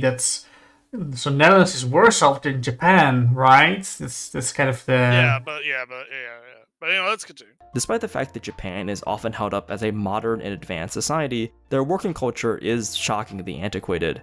Fax machines are still a regular fixture in a Japanese office, despite the fact that most of these machines are probably older than I am. As someone who does business for Japanese clients for my day job, I often find myself scratching my head at some of their business as usual practices. Of course, the realm in which this is the most problematic is in work-life balance, or lack thereof. Even though companies are increasingly relying on irregular workers, the total share of work to go around has largely not changed, a problem that is worsened by the weird reluctance of many Japanese firms to adopt modern labor-saving technologies. This results in employees being forced to work longer hours in suboptimal conditions for worse pay and benefits. Traditional Japanese firms are heavily hierarchical, mired in bureaucracy, and prioritize face time in the office over actual productivity. It isn't exactly a secret that Japan has an exceptionally brutal working culture, with the language literally having a term, karoshi, for death from overwork. Admittedly, a lot of the most undesirable factors of Japanese work culture have gradually improved in recent years. COVID especially forced a lot of Japanese firms to wildly diverge from what were sometimes decades-long entrenched norms. But the broader point about a lack of economic opportunity still remains. Japan has been trapped in a decades-long cycle of deflation, resulting in wages that have barely budged since the 90s. This criticism that isekai is a lazy plot point designed to appeal to maladapted young men isn't unique, and has been a recurring part of the anime manga discourse for decades. Indeed, the term otaku as a term to describe someone who is obsessed with anime and manga originated in this context. The first instance of otaku being applied to anime manga fans is usually traced back to a column written by Nakamori Akio in the lolicon magazine Manga Buriko, in which he ran a short-lived column called Otaku no Kenkyu, or Otaku Research, in which he denigrates otaku as immature and dysfunctional weirdos who are unwilling to grow up and have normal relationships with women. We should probably not be surprised that isekai has stuck around for as long as it has, because it's simply a direct method of appealing to one of the core attributes of the otaku demographic for decades. The preeminence of recycled isekai stories is merely an evolution of a phenomenon that has been present in anime since the 90s. In his seminal 2001 book, Otaku Japan's Database Animals, Hiroki Azuma.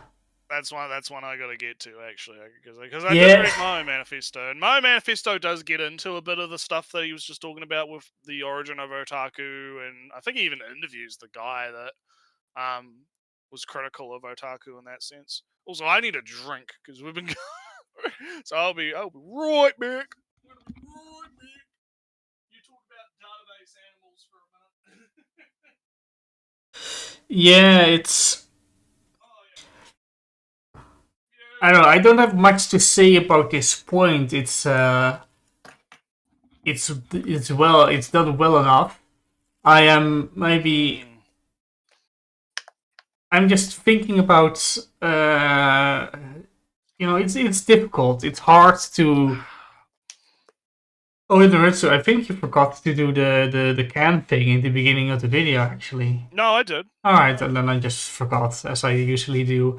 You're too busy looking up numbers statistics on unemployment, yeah. Whatever. No, it's hard because it's kind of retroactively explaining a phenomenon with things that happened in history, which is well and good, but it's not very reproducible, right? Because what are we going to say about how can we explain the rise of comic book movies, comic book superhero movies? How are we going to explain that? Are we going to find some labor statistic for the Americas for the popularity of superheroes? I don't know if it's directly comparable though, because when it comes to like isekai type stuff, right? He's kind of just saying, like, the general TLDR of the last like 10 minutes has just been, look, this is the history of the Japanese economy. This is where people around the age demographic that are watching these shows are at, right? Young men, possibly fresh out of high school.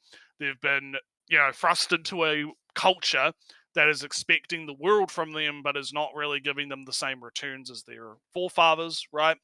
And they want to essentially escape from the hell that they find themselves in, right? And so this is a reason why stories like isekai type stories appeal to that demographic of people, right? So that is a factor in it.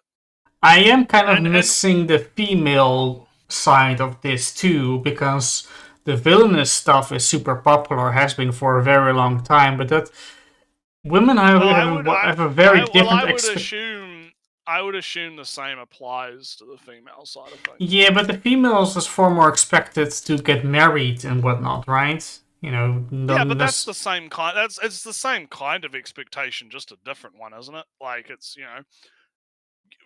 go out, get married, find man. The thing is, the whole system is like interconnected, right? It is. Because that woman is supposed to go out and find one of these, lifetime employee poo people who can support the family for the rest of eternity, right? And do all the things, right? But because that doesn't exist anymore, now the women are just kind of like, well, fuck, right? Now I have to work for myself, etc. Blah blah. Now I have to work for myself, and then they're just in the same. And then now they can't get married because they have to work all the time, etc.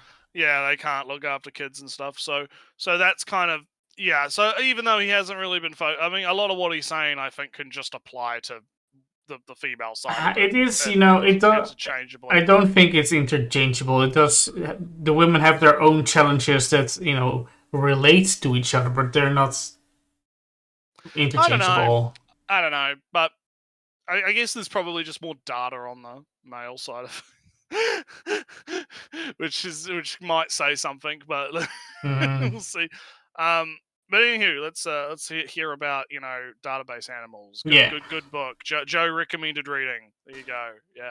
I tried to find it, but I Makes couldn't. At least in physical book. the central claim that the defining characteristic of otaku is that they no longer consume so-called grand narratives and instead focus on database consumption, where anime manga fans eschew complex stories in favor of consuming less complex content focused around the constituent elements of the narratives, such as familiar character archetypes and plot points. Lowbrow isekai stories are essentially the epitome of database consumption, where authors construct their stories from a database of familiar isekai tropes, resulting in a glut of familiar or otherwise unoriginal isekai stories that have flooded the landscape. While the particular socio-economic factors that have contributed to the rise of isekai originated in Japan, I'd argue that one of the reasons that isekai has remained such a dominant player in the anime, manga, and light novel landscape is because these kind of escapist power fantasy narratives increasingly have transnational appeal instead of merely appealing to the unique dysfunction of the Japanese economy. We're seeing a similar story play out in much of East Asia, including China and Korea. In both countries, we've seen a rapid rise of power fantasy web novels that have many yeah, like a certain solo leveling. Yes, I am. I haven't. It's been a long time since I read Database Animals, but I don't think that Azuma said that otaku don't use database analysis. Just use the database in kind of as a replacement to grand narrative. It's that just grand narratives don't exist in the world in general anymore. Yeah, I would have to read it myself. So citation, citation needed. If I remember correctly, it's like that Asuma says that otaku are like the future human of media consumption, where the grand narratives in the world are that, and it's been replaced by constituent element construction, and the whole world is kind of like this, but the otaku are uniquely able to identify these elements. So it's not that otaku avoid grander narratives, it's just that otaku have an instinctual knowledge of the workings of fiction. That was, I believe, that section of the book was about. Right. Alright, let's get to it. The same trappings of Japanese isekai, such as ridiculously overpowered protagonists and repetitive genre conventions. Yeah. Much like Japan, China's days of rapid economic growth are behind it, with youth unemployment now a rampant problem. Official youth unemployment statistics apparently climbed so high to a record 20% that the Chinese government decided to just stop releasing youth unemployment. Such a popular thing. Such a great way to solve the problem, right, Ellie? Just don't release the data. What data? What do you mean data? There's no data. No Russian soldier. There's no unemployment. There is no unemployment in Ba Sing Se. There's no unemployment in Ba Sing Se. The Xbox numbers are selling well. No, you don't get to see it. The Xbox is selling well. No, you get to see it. Russia is doing no soldiers die in Ukraine. No Russian soldiers die in Ukraine. No, you get to see the numbers. I've heard stories about like the North Korean, like there was something I heard. I think it was on Such an Elmo talking about how like North Korean soldiers are showing up in Ukraine, and it's like apparently the North Korean soldiers are being told, "Oh yeah, it's just a training exercise." Every Russian soldier was told too. You go into Russia for a training exercise, right? Russia's being so kind and helping the North Korean army like train, right? And then it's like, no, you're getting like, and this is like from like captured North Korean soldiers, right? They're like, what the fuck is going on? I thought this was a training exercise. Why am I captured? You're speaking a little bit differently. Yeah, who the fuck are you? Yeah, who the fuck are you?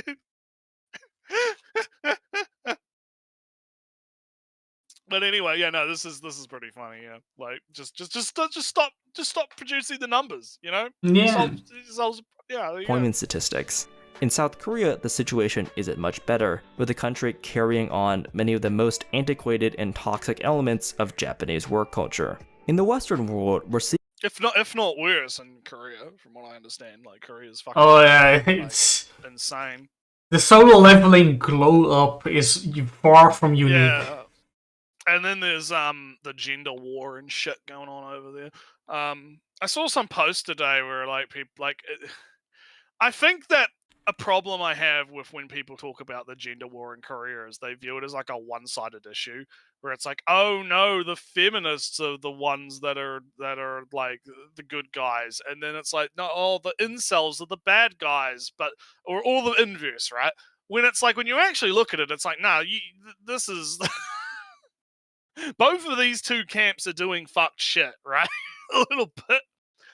Deep fake Like you don't. porn of your fellow of schoolgirls No, and I whatnot, mean, and yeah, I mean, yeah, you got that. You got the AI porn shit. You got the whole chat room human trafficking / blackmail ring shit. You got the feminists that are like trying to put antifreeze in the company water cooler to infertile the co-workers, right? You got fucking like child abuse by the feminists in the kindergartens, right? Like, you know, you can't just be like, oh, yeah, based slay queen feminists, super, you know, nah, there is a full on gender war going on, and both sides are doing some fuck shit. It's a bit fucking, yeah. But anywho, let's keep Being a going. separate phenomenon where young men in particular increasingly struggle to find purpose and value. For men aged 25 to 54, labor force participation rates in the US have declined from 98% in 1954 to 89% in 2024.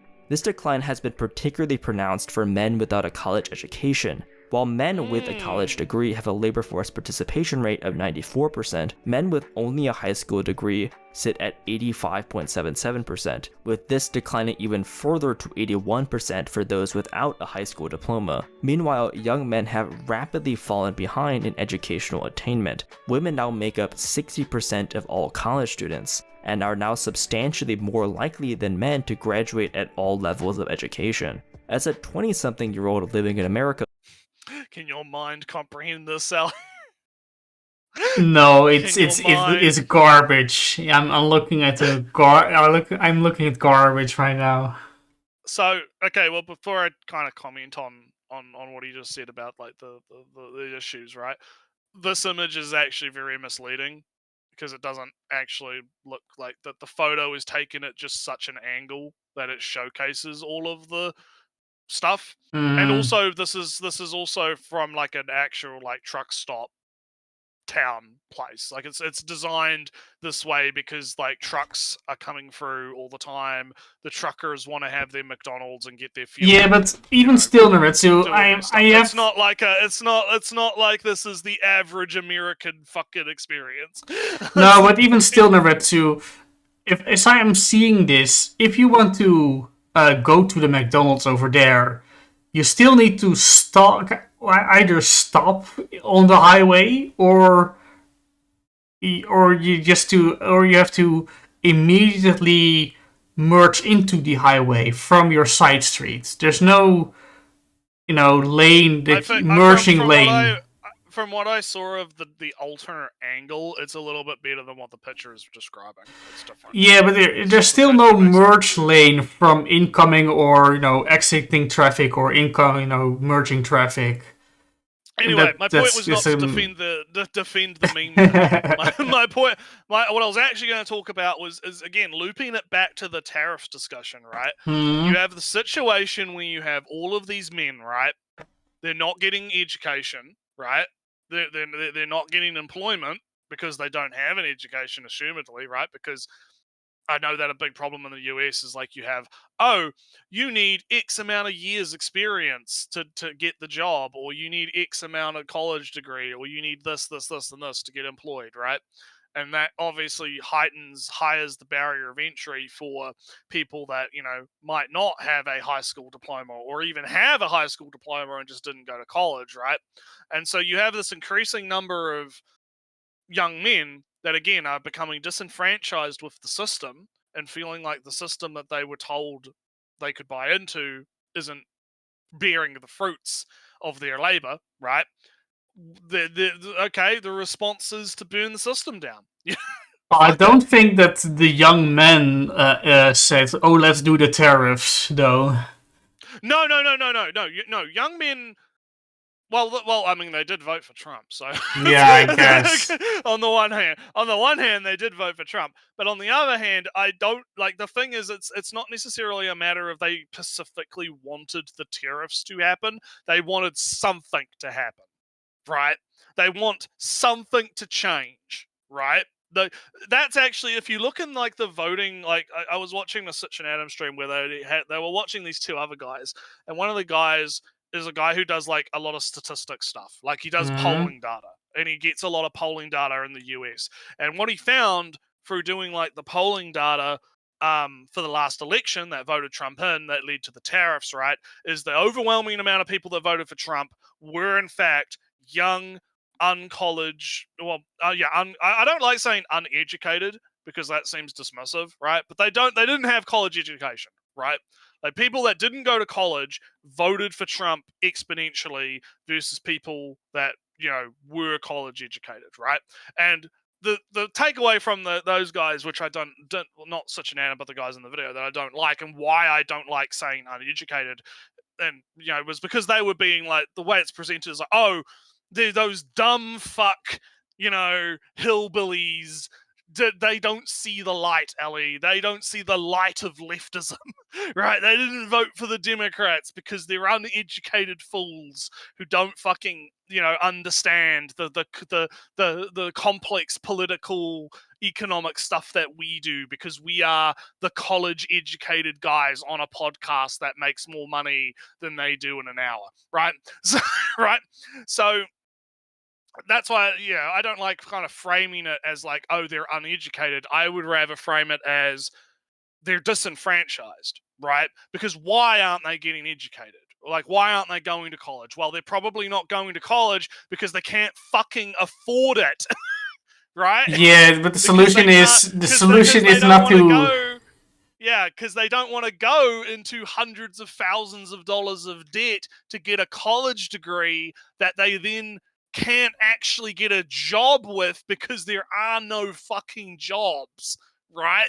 So being dismissive about it and going, oh, it's just those uneducated whatever. No, they're not going to college for reasons, and perhaps those reasons are why they're voting for someone like Trump, who's going to come in with a sledgehammer and start just breaking everything, right? Because that's what they want. They want someone to come in. Yeah, but then there's like, oh no, oh no, I can't get education. Let's vote a guy in that gets rid of all education. Well, yeah, because they don't care. Yeah, but like you have to. That's a lack of empathy, I guess. No, I don't think it's a lack of empathy. I think it's like the empathy's dried up.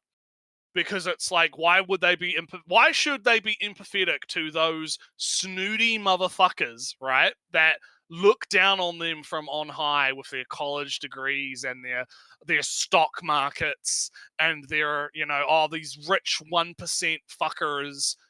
These. It's like what I mentioned with the podcast itself, right? That the Sitch and Adam were covering. You have, I think it was like Ezra Miller or who the fuck his name is, like some lefty guy who's like a Democrat, whatever, and then the statistics guy who literally makes his living doing polling data and statistics for the Democrats, right? These two people, their net worth on that podcast, right, is more than most of these people are ever going to see in their entire fucking lives.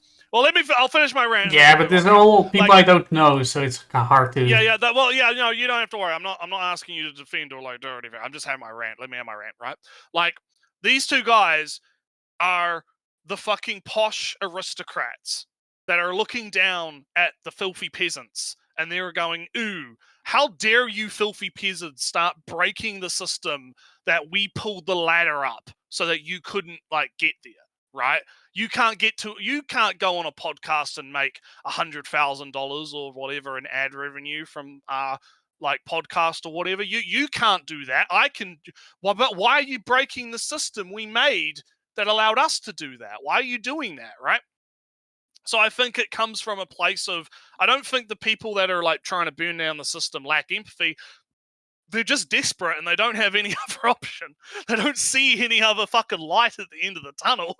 And I think until, the opposite, those aristocrat motherfuckers, right, kind of realize, hey, maybe we should be doing things to provide a light at the end of the tunnel, the sledgehammer is going to keep falling, right? The sledgehammer is just going to keep fucking coming down, right? But anyway, yeah, I'm getting a bit off topic on my rant there. But to loop it back into the video, right? That's sort of where this guy's coming from. He's saying you have all of these disenfranchised young men, right? Specifically, because again, using the statistics, women are actually starting to get more educated and are rising above men in terms of, that opportunities and that kind of thing, right? You have all these disenfranchised young men who are completely trapped in this hellscape, and they want to get out. So stories that are literally about escaping reality and going somewhere else, right, and having skills that are useful in a different context, right, is going to appeal to that large demographic of men, right, which is kind of where he's coming from here. So yeah, let's my little political rant aside, let's get back to listen to let man cook. One of the trends I've noticed among people my age is a deep sense of pessimism about not just their own prospects, but also about the trajectory of society in general. There's often a deep sense of hopelessness, particularly on economic issues like housing affordability and wage growth, even among people who are ostensibly well off. Complaints from Zoomers or younger millennials about how they'll never own a home or be able to support their family are extremely common and widespread. It used to be that when you ask kids, God, man, I was on point. So 5-0 was Oh, you watched the video, so you. Well, yeah, but I didn't remember that was what I was saying, though. I don't. But that's kind of what I was saying in my rant, which was less about the video and more just me ranting about my current opinions about the state of things. Right? Is like, yeah, you have a lot of people around my age, right? I mean, my birthday was literally recently. It was like a few. Because what date is it? The 7th, because it was the 3rd. Yeah. So my birthday was on the 3rd, and I'm a 29-year-old man right now. I'm getting close to that big 3-0, right? I'm getting real close to that big 3-0. And yeah, no, I know there's lots of people that are just like, they're tapping the fuck out. They're like, nah, fuck it. Why should I go? Like, there's no future, so why should I care about anything? And it's not good. It's not good at all. It's not good at all. But anyhow, let's continue. That's what they wanted to be when they grow up. Yeah, 5-0's like, yeah, I'm saying that because I'm American. You're younger than me. Yeah. Oh no, I'm sorry, I didn't mean to make you feel old. I have that too sometimes when it's like, maybe not necessarily when it's like people younger than me, but it's like I'll fucking like encounter like there's like a YouTuber guy, like I think Chandler's Wildlife. He's like around my age, or like he was like around my like he's younger than me, and it's like, man, he's so successful with his like reptiles and his snakes and shit, and I'm like, God damn, good on him. He can afford to have a giant fucking house. I have a nice apartment, big apartment. Yeah. But anyhow, let's continue. I can afford a somewhat far-fetched, but otherwise normal profession, like doctor, teacher, firefighter, astronaut. So what you're saying, Ellie, is you are the aristocrat. You are the. Well, I guess between the two of us, you're the peasant and I'm the aristocrat. I guess. Yeah. You can afford the cake that is the Nintendo Switch. You can afford the fancy. You're gonna get one of the limited edition gold trimmed fancy Switch too. Nah, just a regular. Yeah, get a gold plated Switch. Oh, hey, Gouda's around my age. Look at that. He was at the beginning. Yeah, good. Look at that. It's good shit. Yeah. Make money for my hobbies and whatnot, and that's why I get really annoyed when people attack. Yeah, exactly. Yeah, it's almost like doing that's a bad fucking strategy. Yeah. Well, now Trump attacked the gamers with the tariffs, so he had better watch out. Yeah, enough ranting about politics. Let's get back to finish the video off, and then we can talk about anime. We've got about like 10 minutes left, so we got to get etc. But nowadays, when you ask that same question, the most common answer is that kids now want to become social media influencers. Of course. Oh god, yeah, I remember this. Fucking Is it still? Christ. No, it's only like a year old. Yeah, fuck, god. Pricing of games, which was 80%, that was not Trump's tariff. Yeah, Well, game is enough bringing up the also. tariffs. Yeah, enough bringing up the tariffs. We've done it enough this episode. That's enough. Man, I gotta put my foot down sometime, because let's talk about how bad Gen Z is. Let's fucking social media influence. I mean, I don't blame them though, because like you see like people like I Show Speed or whatever his name is going around China having fun being doing Chinese propaganda. I can understand Whatever. why I haven't seen a single frame of it. Whatever. I just hear that. Look, I'm not going to knock the guy, right? He's had a bit of an interesting journey as an influencer. It's interesting stuff. Yeah. But like, I don't necessarily blame him. There was another video that Such an Adam covered from some guy who was like lamenting the fact that celebrities don't really exist anymore, which was a really weird fucking video. They do. It was like, well, yeah, it was a really weird video because the guy's like, well, one, he's a socialist, right? And he's bitching about how movie stars are not like a thing anymore. Like, there's no big name movie stars, right? Like your Leonardo DiCaprio's and your Morgan Freeman's and your Mel Gibson's or whatever, right?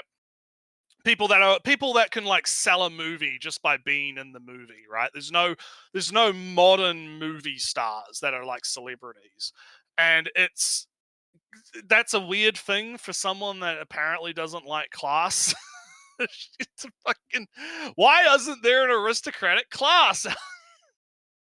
No, that's bad. Being famous doesn't make you a class in that sense. So I don't. Well, I mean, like, why don't we have all these rich people that people are like aspiring to, want to be or whatever, like these rich movie stars or whatever, right? And he kind of goes, but it's weird because it's like, yeah, no, those people do exist, but they're just not movie stars anymore. They're influencers or, online type people. In that sense, right? I think movie stars would be preferable to influencers because influencers rely on you believing that they are your friend, right? That you have to buy stuff from them. That you have to be loyal to your influencer.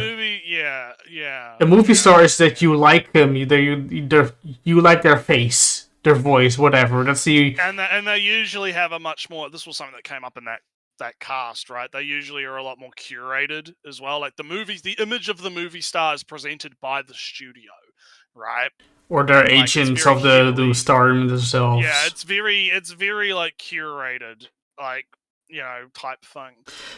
In that sense, I would prefer the movie star over the influencers that tries to convince you that that Mr. Beast is your personal friend. But Ellie, we're influencers, Ellie. But we're not friends with these people in chats. They're just going to donate to us in the future. That's their purpose. It's all part of Ellie's long game. To get Naruto a Switch. That's the plan. Yeah, it's all part of the long game. The 10-year plan. Oh god. But anyway, let's continue. Of course, most of them presumably grow out of this. Yeah. Guda's an unpaid moderator. Hey. They grow out of this and face reality, but it's an interesting reflection of how the young are increasingly skeptical towards the traditional paths of economic success. The broader social. No, let me pause for a second. I felt him going that way. Wanting to become an influencer is the same as wanting to become a movie star, wanting to become a singer. It's equally unrealistic.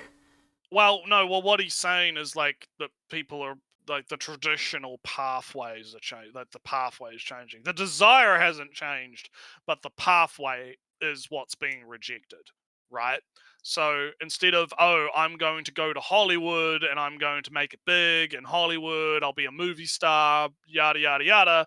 It's fuck becoming a movie star. Movie stars are not unobtainable. It'll never happen. It's a shit dream. I'm just gonna go on YouTube and talk to 5 people in a live stream or something, right? Yeah, but that's also so he's not saying like, oh, it's necessarily different in that sense. Like the desire is not necessarily different. It's just the traditional pathways are being rejected, right? That's kind of what I guess there's a maybe a thing to be said about how YouTube tries to convince you that you can become big, that you can be successful. That I guess that movies didn't really sell you that you could become a movie star. It would be nice if you would become a movie star, but nothing in the movie theater said, and you could be in the next James Bond or something like that. But oh yes, I know I said I wasn't gonna bring up the tariffs again, but I had a look at my subscription feed, and Such an Anime Live right now, and the title of their stream is "Market Crash: Manga Influencers Report." It'll be fine. So I'm gonna watch that later. I'll watch that later. No. So just wanted to toss that out there. We're not gonna bring it up again, but yeah. YouTube will sell you the dream, and you're on YouTube, so you're kind of incentivized to try to become the dream, and and the barrier to entry is a lot lower as well. Yeah, and the movie theater didn't sell you on becoming a movie star. That's kind of maybe also the difference. Yeah, because like with YouTube, right? All you really need is to just have a mic and a camera or whatever, and you can just video editing software, pretty simple shit, right? You could images on screen really in OBS. Whereas if you want to get into Hollywood or whatever, you're gonna have to like move to LA. You're gonna have to get connections. You're gonna have to like do some B movies or whatever. You're gonna have to you go to acting school, do some voice training. There's a lot. Show up in commercials. Show up in your drama show. Show up in your indie things, and then after 5 years or more, you can be a background character in your local New Zealand local movie. Yeah. And that's kind of the thing, right? The barrier to entry is a lot lower than trying to get into stuff. But anywho. Is that while it's easy to deride lowbrow isekai stories as merely the product of laziness and consumers with bad taste who insist on consuming the same escapist power fantasies each season, it's worth interrogating what exactly it is these people are escaping from, and why these kinds of explicitly escapist stories have become more and more common across a variety of cultures. The consumption and preference for these kinds of isekai stories can be seen as a kind of resistance to increasingly unattainable traditional norms of getting a quote-unquote good job, settling down, and raising a family. The core story structure of isekai is deeply appealing to the kinds of people who feel trapped by an economic system they feel does not work for them. It's not a coincidence that the protagonists of isekai stories are almost always young people who are defined by society as being inept and undesirable. They are often obsessive gamers or neets with little in the way of traditional educational or job success. Yet these characters are able to find the kinds of success, belonging, and meaning in the new worlds they are transported to. More saliently, it's often the very characteristics that make them undesirable in the real world, like their obsession with games, anime, or manga, that make them so successful in their new realities. Take Sora and Shiro from No Game No Life, who are transported into a world literally designed for them to use their game playing skills. Take Irons from Overlord, whose obsession of a dead MMO transforms him from a dead-end life as a salaryman into one of the most powerful figures in his new reality. Look at the large number of villainess stories where the main character's obsession with whatever particular game or story they get trapped in becomes critical to their survival and success. The world of isekai provides young people disillusioned with the harsh realities of our world idealized. I take issue with the villainous story in particular, because the villainous story is more often than not a vicious fight against the system.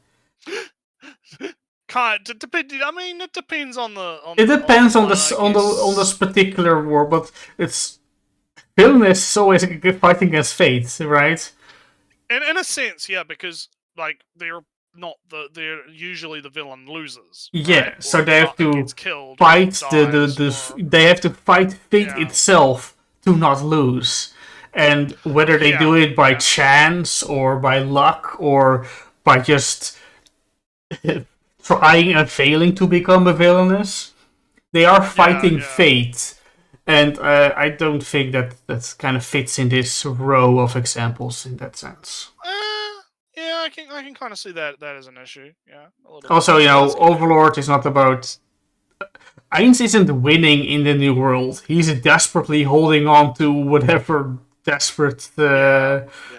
So it's he.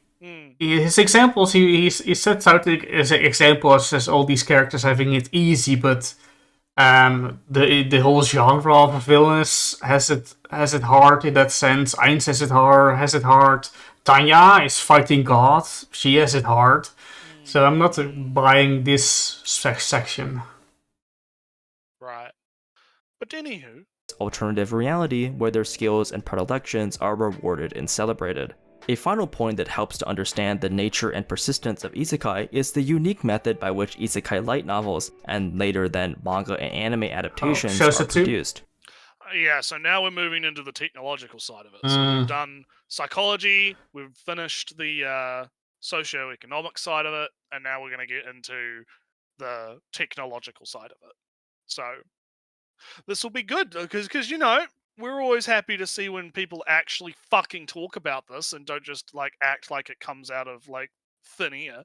Like the I always like using the meme of like, oh yeah, it's those Japanese wizards, Ellie. They do a summoning ritual to bring the isekais into existence. They've got their wizard hats, just like Megami here. They got their little wizard hats, and they do like a little dance and a little thing around a circle, and that's how anime gets made, right? Like that's totally how they do it. But anyway, let's go. We got 7 minutes left, so we're almost there. Home stretch. Before the advent of the internet, aspiring mangaka or light novel authors would submit their works to literary contests that major publishing houses would hold, and if your story tickled their fancy, they would pick up your manga or light novel for serialization. However, this started to change during the mid-2000s with the advent of the internet. In 2004, the website Shousetsu ni Naro, or literally Let's Become a Novelist, was launched. There's no ka in convenience, sentence, I'll be right? referring... Yeah, no, there is. Shousetsu ni Naro. No, I thought he invented the ka in there. He invented a word, yeah. Okay. To this website by its domain name of Siosetu, because the full name is a mouthful. As the name implies, the website is a platform where people can post their light novels for others to read. Most famously, while not actually published on Siosetu, Sword Art Online originated as a self-published web novel on author Kawahara Reki's personal website from 2002 to 2008, before being picked up by ASCII Media Works in 2009. The breakout success of SAO essentially opened the floodgates for web novel adaptations, particularly those from Siosetu. Since 2010, a huge number of isekai stories from the website have been adapted into manga and anime. Just to name a few, Log Horizon, Rising of the Shield Hero, Konosuba, Mushoku Tensei, Slime Tensei, Overlord, and Isekai Cheat Magician all originated on the website. Overlord started on Arcadia and then moved to...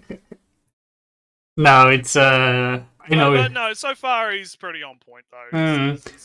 Except that Overlord started on Arcadia. Arcadia actually is a different site. But this is pretty. This is good because I do think that we need to get like. It's been slowly creeping into the consciousness because we've had even people like Mother's Basement start talking about it, but it feels like it's a case of too little, too late. Because the narratives around isekai and, where the stuff comes from have already kind of been set in stone by the fact that influences of the gay day really did not kind of like cover this at all. Yeah. Right? Didn't talk about this at all. And so even though they're starting to really catch on to it now, it's like you're going to have to fight against the narrative that you influencers, right, yourselves fucking crafted, right? The uninformed shit that you spewed for the last 10 years, right? That we've tried to fight against. We've tried, Ellie. We tried to tell you about the shousetsus, but apparently, they wouldn't listen. Website. Siosetu has even given us some non-isekai stories, like Alia sometimes hides her feelings in Russian, or I want to eat your pancreas.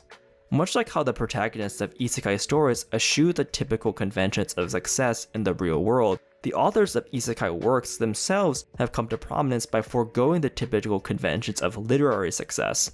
Unlike traditional publishing and media, which is full to the brim with gatekeepers, most writers on Shosetsu presumably started as readers and purveyors of isekai fiction, which drove them to write their own stories on the website. What stories get picked up by big publishing houses is ultimately often a function of how popular a story is on the website, rather than the opinions of some literary agent or editor. Isekai stories are, at their core, written for and by the same audience, with consumers of isekai fiction frequently crossing over into producers of said fiction. The interplay between fans and creators that defines the modern isekai pipeline is a prime example of what the University of Southern California professor Henry Jenkins describes in many of his seminal books on media studies, such as his Textual Poachers, Convergence Culture, and Participatory Culture in a Networked Era. Jenkins' publication of Textual Poachers in 2003 essentially single-handedly willed the serious studies of fans into the academic discourse. Jenkins' central point in Textual Poachers is that rather than thinking of fans as brainless consumers, social outcasts, emotionally immature, or fundamentally divorced from reality, he makes the case that fans are actually active producers of meaning, who construct their own culture out of elements poached from various texts. Likewise, while it's easy to think of consumers of isekai as similarly brainless or out of touch with the reality, these isekai fans have become shockingly integral to the light novel, manga, anime industrial complex. Through their active poaching of different character archetypes, settings, and plot points into new texts on Shosetsu, isekai fans produce serious monetary and cultural value through their endeavors. The development of new isekai Can I quickly, because I don't think you'll mention, one of the big things on Shosetsu is that you get more points, ranking, if you have more reviews on your story, on your chapter. So authors on Shosetsu ask for reviews, ask for comments, more than ratings. Also, if your story gets 1,000 reviews, you're gonna read those reviews, and if they hate something in that of the chapter, you're not going to do it again. Therefore, does those reviews that you leave have an actual influence on a possible future anime in 5 years?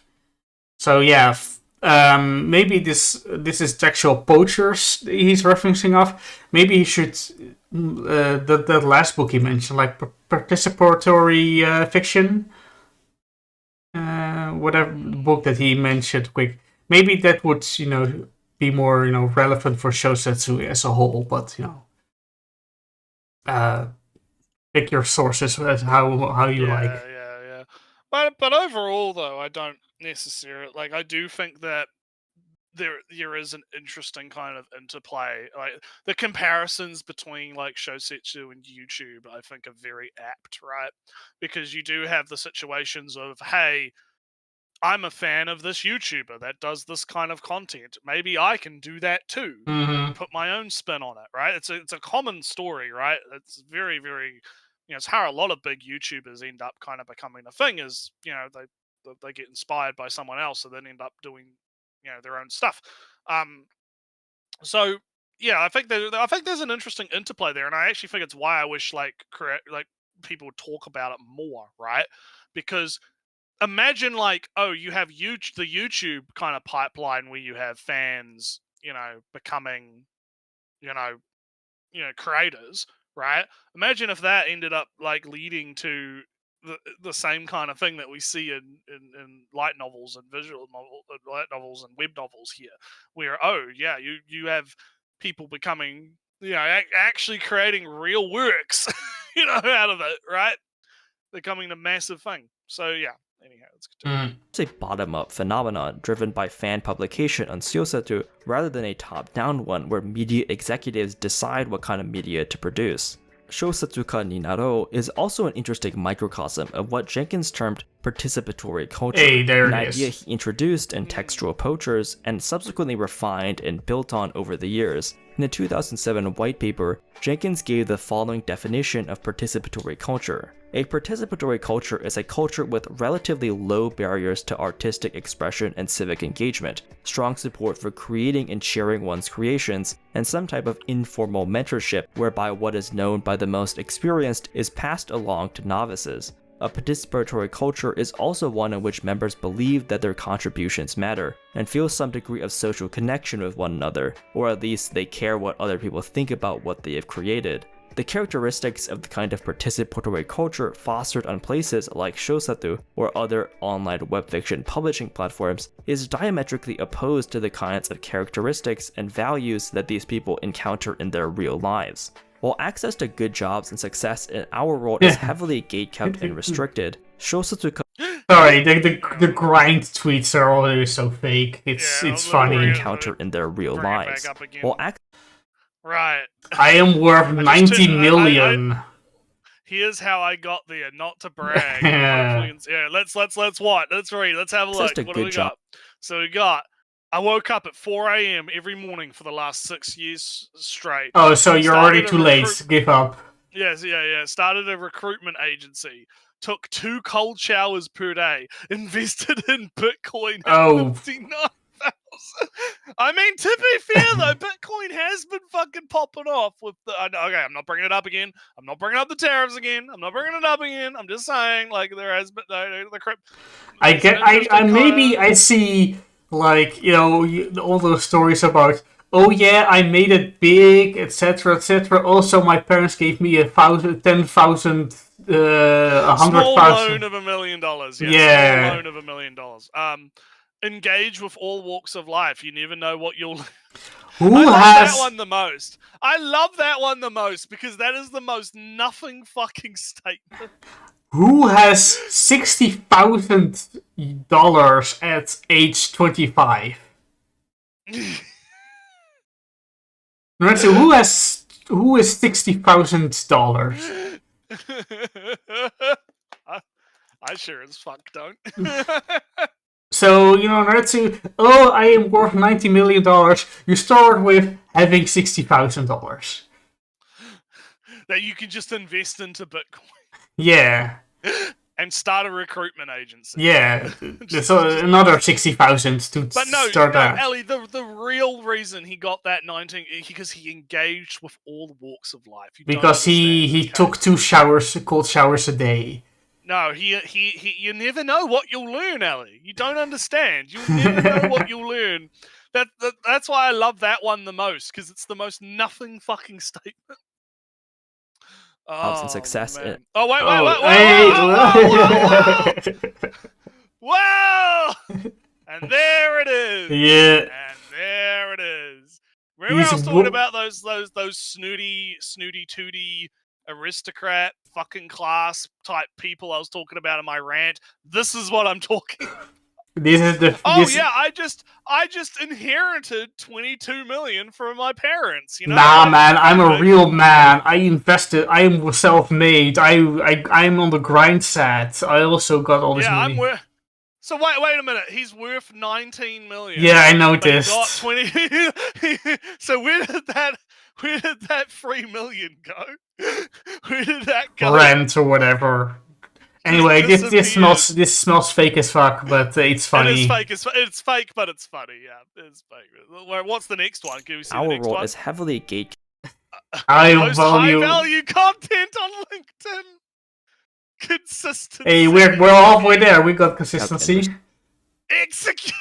Yeah, well, whatever. Execute order 66. 22.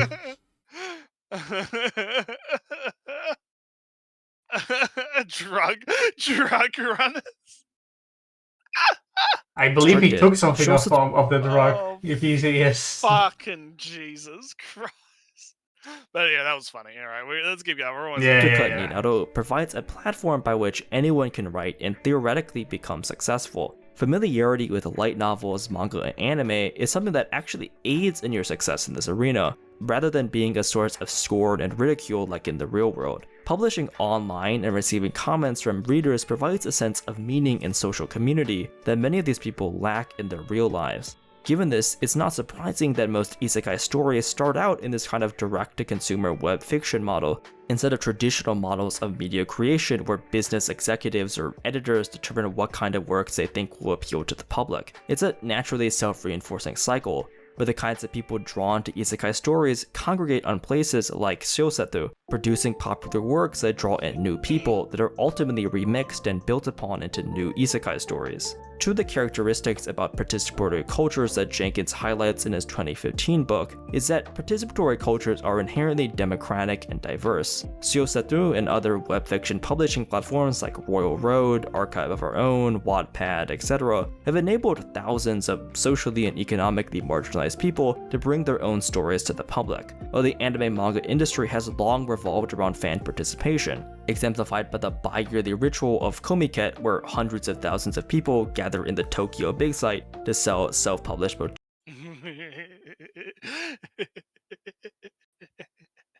yeah.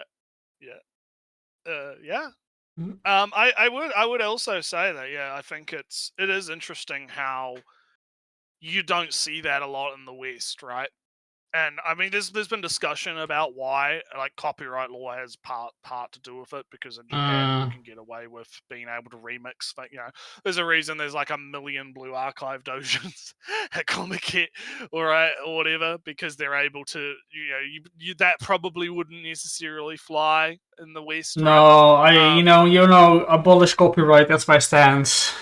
Yeah, because imagine like you go to like Comic-Con and there's just like 1 million like doujinshis of Marvel, Deadpool and Wolverine. Is that a proper combination? I don't think Marvel would let that happen, right? I don't think Marvel. No, my brand image. Yeah. So I think there's some interesting cultural difference, and also I mean, we mentioned before, right, that just Japan has built a structure, a pipeline between Shousetsu and published work. I was saving this for the end, but I'll say it here anyway. We're close enough. All right, I'll save it. I will still remember it. Yeah, we're like 2 minutes away. All right. Let's hear what our boys' final thoughts are. Jinshi, the intrinsically lowered barriers of entry and Oh, hey, it's just like what I was saying. The internet was the barrier of entry. Democratized who could have creative success. Whereas previously you had to depend on the whims of editors and suits at the major publishing houses to give your manga or light novel a chance, the internet gives everyone that chance to prove the success and popularity of their own ideas. The process of sidestepping traditional gatekeepers and creative success to instead appeal directly to individual consumers is an interesting reflection of the psyche of the core Look at this. That looked very iffy, yeah. Look at this dude. I mean, the frames individually look fine, but he moved very iffy. Oh no, the frame that's on screen on the stream is not the one I'm looking at. Let me try. Nah, it would be very hard. It's gonna be. Hang on, I'll go back a little bit. Hang on, I gotta re-hit the live button so I'm up to date. Okay. That appeal directly to individual consumers is an interesting reflection of the. Yeah, the eyes look a bit old. His eyes are like he's got a bit of cross-eye going. He's got a little bit of. Readership, the kinds of people who feel marginalized and left behind by an economic system that they feel no longer works for them, essentially created an entirely new paradigm for creative success in the anime manga industry, a symbolic rejection of the traditional norms of success, and a prime example of how fans proactively create meaning rather than being just passive consumers of media. The rise of isekai is interesting because it's both a product of the story itself and the macro trends affecting much of the developed world. These stories are narratively effective because the prime narrative concept of having a character transported into a different world is essentially equivalent to the psychological action that one takes when you enjoy a fictional story. But the broader point I'm trying to make, and indeed the one I spent most of my time on, is interrogating what is exactly meant by the common critique of isekai as wish fulfillment or escapism. What exactly are the kinds of desires these people are trying to vicariously fill through their anime, manga, and light novel consumption? What exactly are these people trying to escape from in their day-to-day lives? The case I'm making is that the enduring popularity of isekai is driven by a complex constellation of economic, sociocultural, and technological trends. And until the underlying trends pushing young people towards wish fulfillment media, namely bad economic conditions and lack of opportunity, improve, we're likely to continue seeing isekai remain the top dog of the anime, manga, and light novel landscape. Alright. There we go.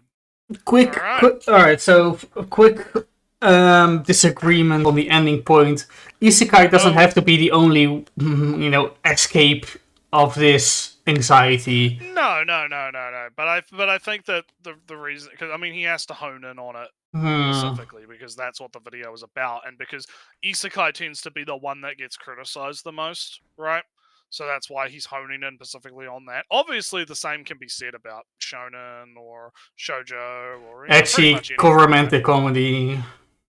Yeah, but it's, I'm not gonna fault him when he's making a video specifically about isekai. I'm not gonna like give him shit because he's talking only about isekai, right? Even if like the points can apply to other things, right? I'm, I would rather. I don't think it's very like productive to kind of go in that direction. I guess. But anyway, overall final thoughts, I guess. I like the video. I like it. Yeah, it's a good video. At some points, I kind of felt he kind of overstepped and went a bit too general. I agree. I also think he yaps a bit. He has a bit of yapping going on. Could have probably. Oh, you yapped about some weird whoever. I yap too, so I'm not gonna, whatever. But I'm being objective here, right? Like, I feel like it is a 37-minute video. It's a lot to ask, right? For the youngins to sit there. There's no like Subway Surfers or like Minecraft going on in the background. So oh no, you're right. The kids aren't gonna watch it, but. No, the reason I like the video, right, is specifically because look, he's very concise. He lays out his format. He sticks to the format, right? He tries to back up what he's saying with data and evidence, right? He's, I think he does make a lot of valid points about the reasons why isekai is popular and why it has kind of taken a foothold in a lot of the current like discussions and communities, right? And I also think that a lot of the reasons why isekai gets made and why why it's getting popular, it does have a lot to do with the stuff he's talking about, where you have a bunch of people that are disenfranchised, they're not rejecting traditional success pathways, right? Because they're finding out that they're not working anymore, right? And they want an escape. They want a way to be able to chill out, right? After whatever hellscape work they're doing, or maybe they don't even have work and they just want some way to get out of the hell that they're in, so they're gravitating towards these particular types of stories, right? I also really do think the whole narrative transportation theory is very interesting. Like, just as in general as a theory, I think it's very interesting. I would like to see like more of that. Actually, I think that could be an interesting discussion for like outside of isekai, right? I think like narrative transportation and other works could be an interesting thing to talk about. Like, how does that relate to like video games where you are literally playing the character, right? Like do video games have an inherent like more ability of narrative transportation, right, compared to other forms of media? I think there's some interesting questions to be asked around that theory. No, yeah, I was thinking about the times I forget the time when I'm playing Stellaris or Factorio. You're playing Xenoblade. Well, yeah, I think that's different though, because. And even though I think it's kind of different for any game, really, that isn't a visual novel. Because it's when you're doing a game, you're doing tasks. And you just want to do the next task. And those tasks are engaging. But it's not, you can forget the time with any task if it's fun enough and rewarding enough. I think that's different from narrative transportation. So you're not really transported away in the narrative. You're transported in the successful completion of a task. That's how I feel about game losing track of time in the game. unless you're actually watching a story, unless it's a visual novel, it's Umineko, it's so narratively focused that you're actually in there. You are the character. Otherwise, you're in my Xenoblade gaming. It's doing side quest after side quest after side quest, doing the tasks in a list. That's not the same. Right. All right, but I remember my point I was going to say earlier. He kind of harps. Maybe it's a little bit too harsh. He repeats that Shosetsu is a path free of, snooty editors or whatnot that's no better of the publishing houses. You can find success without having to appeal to the like a higher up class, I guess. Yeah, but right? The thing is that when your story gets, adapted, when you are lifted up from Shosetsu to become a published work, you're going to have editors over your work. Yeah, I think his point is more like the pathway to success is not fully beholden to them. It obviously still is, because you have to get popular on Shosetsu and then it has to get, Yeah, I mean the your publicity, your popularity is democratized, but not your access to published work. It's still, there are still gatekeepers preventing you from. You could write the bestest erotic work ever, and it would top every Shosetsu chart, despite it. But no editor, no novel, and if your novel, web novel, would then get adapted, those editors will go, we actually have to comply with some laws here. We have to be able to sell in stores. So could you cut out all the sex stuff? And if you say no, then your story doesn't get published. Too bad.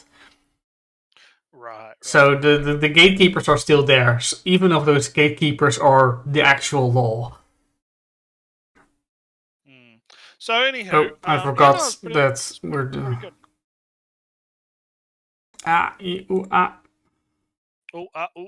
Switch. Yeah, oh no, exposed. Ellie's exposed. All his tabs, his hentai tabs. Oh no. Oh my bookmarks. One of them is a Nintendo. Because okay. So let's talk anime then, because we've been yapping on about anime. Yeah.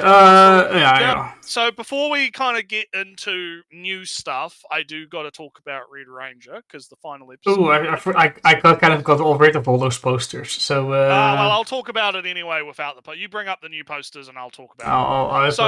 So I actually got to say the finale of Red Ranger was fucking great. Mm-hmm. It was like. It got dark. It got really fucking dark, right? Oh yeah, he did the shield hero, right? A little, well, kind of. Well, because so what happened basically was, he goes berserk because he uses the black. He becomes black, right? Black Ranger, right? And he defeats the demons, but then he goes berserk. But as he's like fighting these demons, right, you're getting these like flashbacks, right? The tragic backstory, right? And it's like, oh yeah, his name is because he's gonna make all these friends, and his dad and his mom are really cool, and then they die in a car crash, but he survives, and he's like just in the funeral, and everyone else is like, I can't take care of him. We don't have enough money to take care of him. He's all on his own. Would have been better if he just died in the car. And he's like big survivor's guilt, right? Like big. He's big dark eyes. He's no, and then you get introduced to that silver-haired girl. She shows up in the OP, and she's hinted at as the guy that he's like searching for, right? Like the silver-haired chick. Turns out she was the 6th Ranger, but she was she goes out on her own. She's solo. She doesn't want to work because she sees the future, and if she says if I work with you, I'm going to die, so I'm going to go alone. But he goes, no, you have to be part of the team. We're going to be friends. And she's like, no. But it turns out the reason is because she dies by sacrificing herself to save Red. Mm-hmm. And so Red, she's like, it's okay, Red, because I've made my choice and it's okay. But Red's like, no, big, it happens again. Big, oh no, big guilt, big, dark emotions. He's trying to fill the void with bonds, right? He's got this big wound and he's trying to cover it. Because they like the visuals are really cool too, because you have this there's like this big dark wound that's bleeding black, and it's putting all the band-aids over the wound to try and heal it, but it's not enough. They keep falling off, and he's like, it actually really gives you a different dimension to his character, right? Yeah. Because the whole show, right? He's always going on about bonds and the power of bonds and friendship, and we can make bonds, and we'll repair your bonds with this person, and we'll do all this stuff. And it's like, yeah, he's obsessed with bonds, and you initially think that that's just because he's from Power Ranger world, and that's kind of how you would expect a Power Ranger man to kind of be, right? Because that's the plot. But then you get this like whole other dimension where he's actually a relatively complex character, and the reason he's like that is because he has all of this guilt and all of the suffering going on underneath, right? He has to convince himself it's still true. Yeah, and he's trying to like again fill the hole, right? In a sense. Absolutely fucking Kino. Absolutely Kino. Fantastic shit. Obviously, the ending is like that everyone works together and they manage to subdue him, and they get the transformation device off him, and he turns back to normal, and they do healing magic and heal him up, right? And it's all good, it's all fine and dandy, right? And they it's okay. He didn't cause too much damage, right? And it's interesting. It was very interesting, and they do set up kind of like, oh yeah, next season maybe his brother is now the White Ranger. The people in the Power Ranger world are like, hey, the beasts have been like teleporting a lot lately. Where are they going? They keep going somewhere, but we don't know where they're going. It must be Red, right? We'll find him. We're gonna find him. Where is he? So, and they set up, the demons are trying to bring back their queen, their mom, and whatnot, right? So I think that I hope it gets a second season. I actually really do hope it gets a second season, because overall, I think Red Ranger was definitely one of like those. I wouldn't say it was a sleeper hit, but it was definitely this is really interesting. This has actually got some. It's fun too, which is a big part of it, right? It's fun. Lots of references, lots of little nods. Like it's clear that the people that worked on it gave a shit, right? Like it's got a lot of funny little things in it, but it also has a few extra dimensions beyond that. So yeah, I'd give it high marks. It was well worth the watch. It was a good time. I had a fun time watching Red Ranger. So anyway, now that that's kind of capped off the old anime. Yes. We got new anime. Ellie, what do you got for us? So Naratsu, very controversially, I've listed these shows in kind of an order, in groups of how I rate them. Oh yeah. So Naratsu. Remember when this guy got reincarnated and is reborn as a baby? He kind of he doesn't experience the birth itself, but he wakes up with freshly given birth mother and dotting father making silly faces. And then he's kind of just walking around in a diaper for a while, and eventually he gets to read a book. And he reads a book about magic, and then he kind of learns that he can control his own magic stuff. And he kind of hides his magic reading book reading from his parents. And until one day, basically, he blows up the room up on the second floor. Man, this sounds like an anime. Oh god, I can't quite put my finger on it, Ellie. What? Oh man, what show? What show is like this, Ellie? I don't know. The show that you're thinking of is the beginning after the end. Is it? Is it Yes. really? Yes. Is it not? Is it not another show? No. Is it not another show that's No. very similar? No, it's no. It's never been done before. Right? All this happened in this. This is the first episode of this show. But it reminds me so much of a certain John No, it doesn't, Retsu. No, it doesn't. Okay, so the only difference. All right, so the beginning of the end. So the story, the show starts with King Guy. He has a crown. He has a sword. He's wearing armor. But apparently, he controls like a super future world where the rule of kings is decided by force, and you have to take the throne, the crown, to become the king. So he is big. Yeah. So he's big conquering king, and now he's reborn in the actual beat for beat first episode of Mushoku Tensei. Right. With the blowing up the first floor and all. The slight difference here is that he is kind of born in this cruel world where he was an orphan and he has to fight and kill, and eventually became king and whatnot. And in this world he has parents. He's like, parents, that's kind of a waste of time. What maybe. They're kind of nice to me. Kindness, what's that? So it's kind of shit.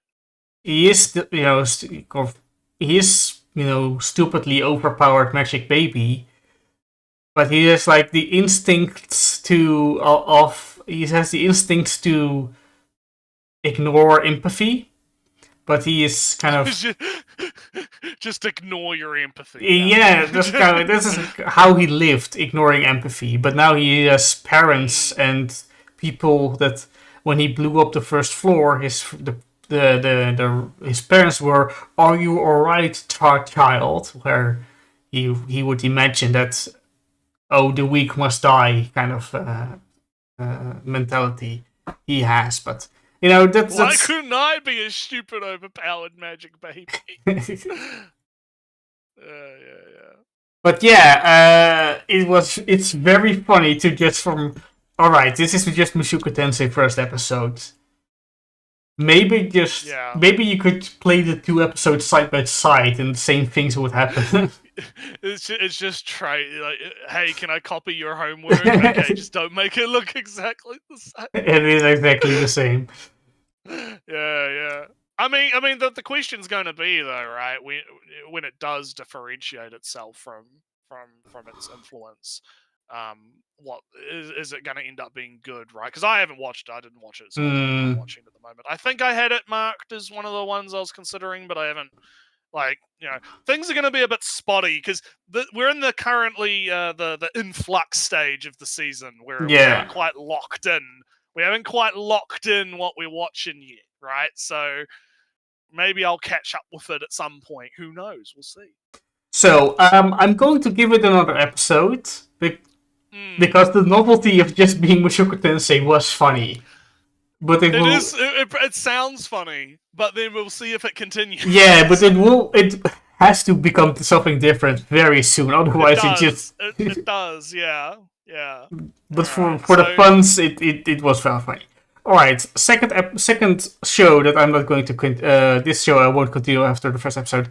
To Arumachu ga shinde madede.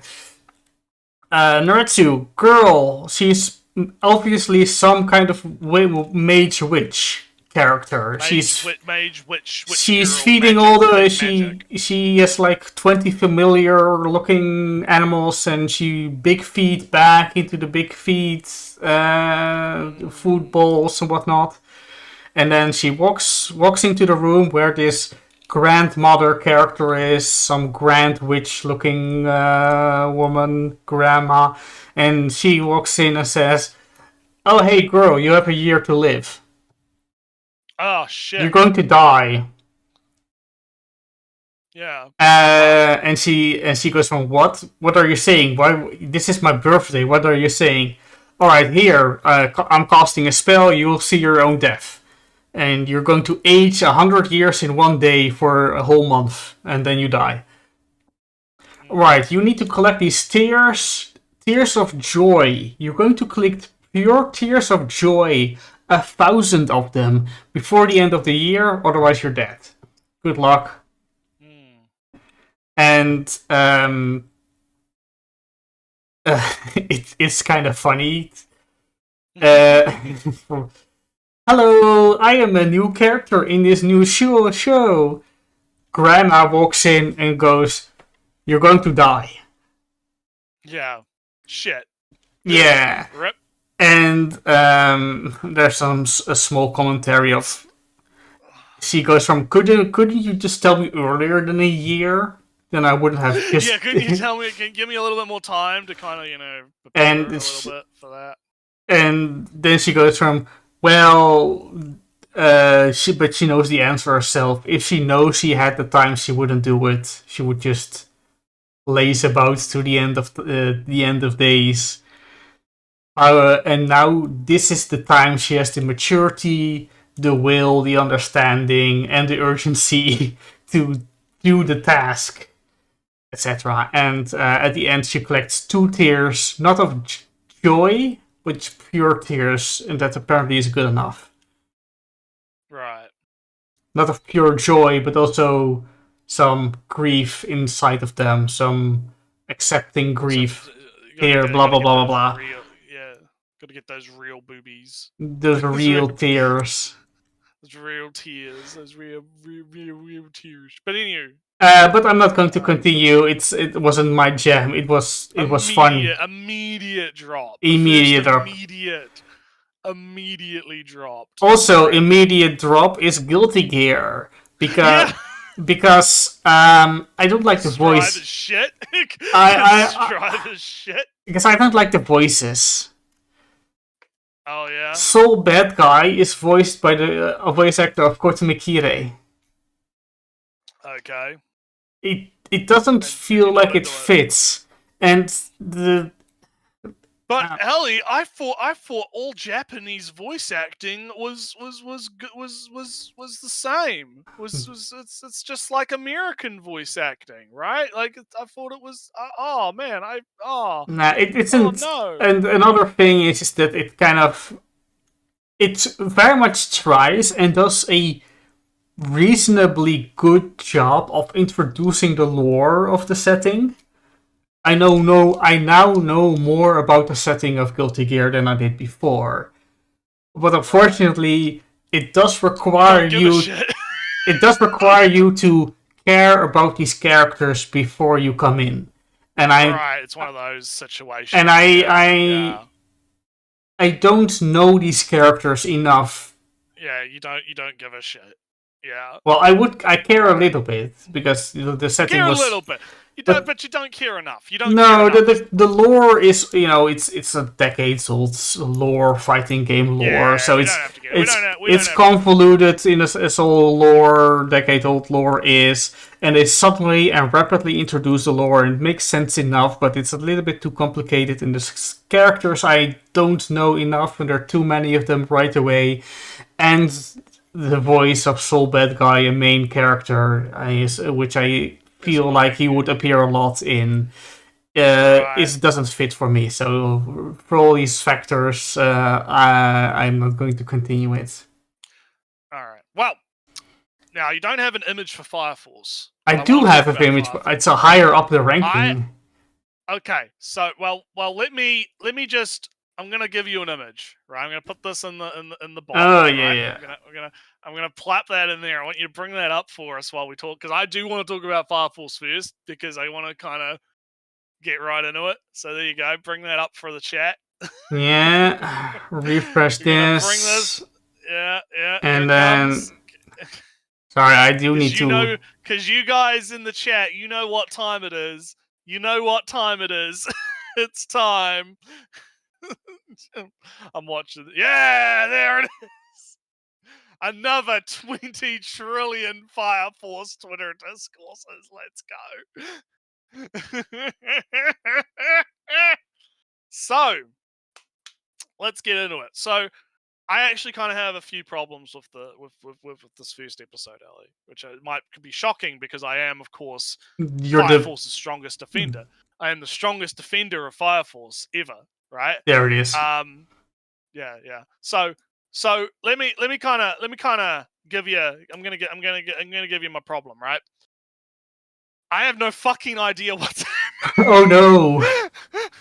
Because I have a vague idea, but I think that the episode does kind of do an okay job of like, okay, we got to reintroduce all the characters and what they can do, right? So they start with kind of like a sparring thing where you have and they even get their own little like name title cards that show up, right? Like this is who this character is. Devil right? Feet Shinrai, is that name back?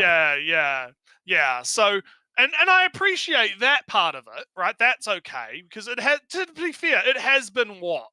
How many years since the last season, right? Like it's pretty understandable, right?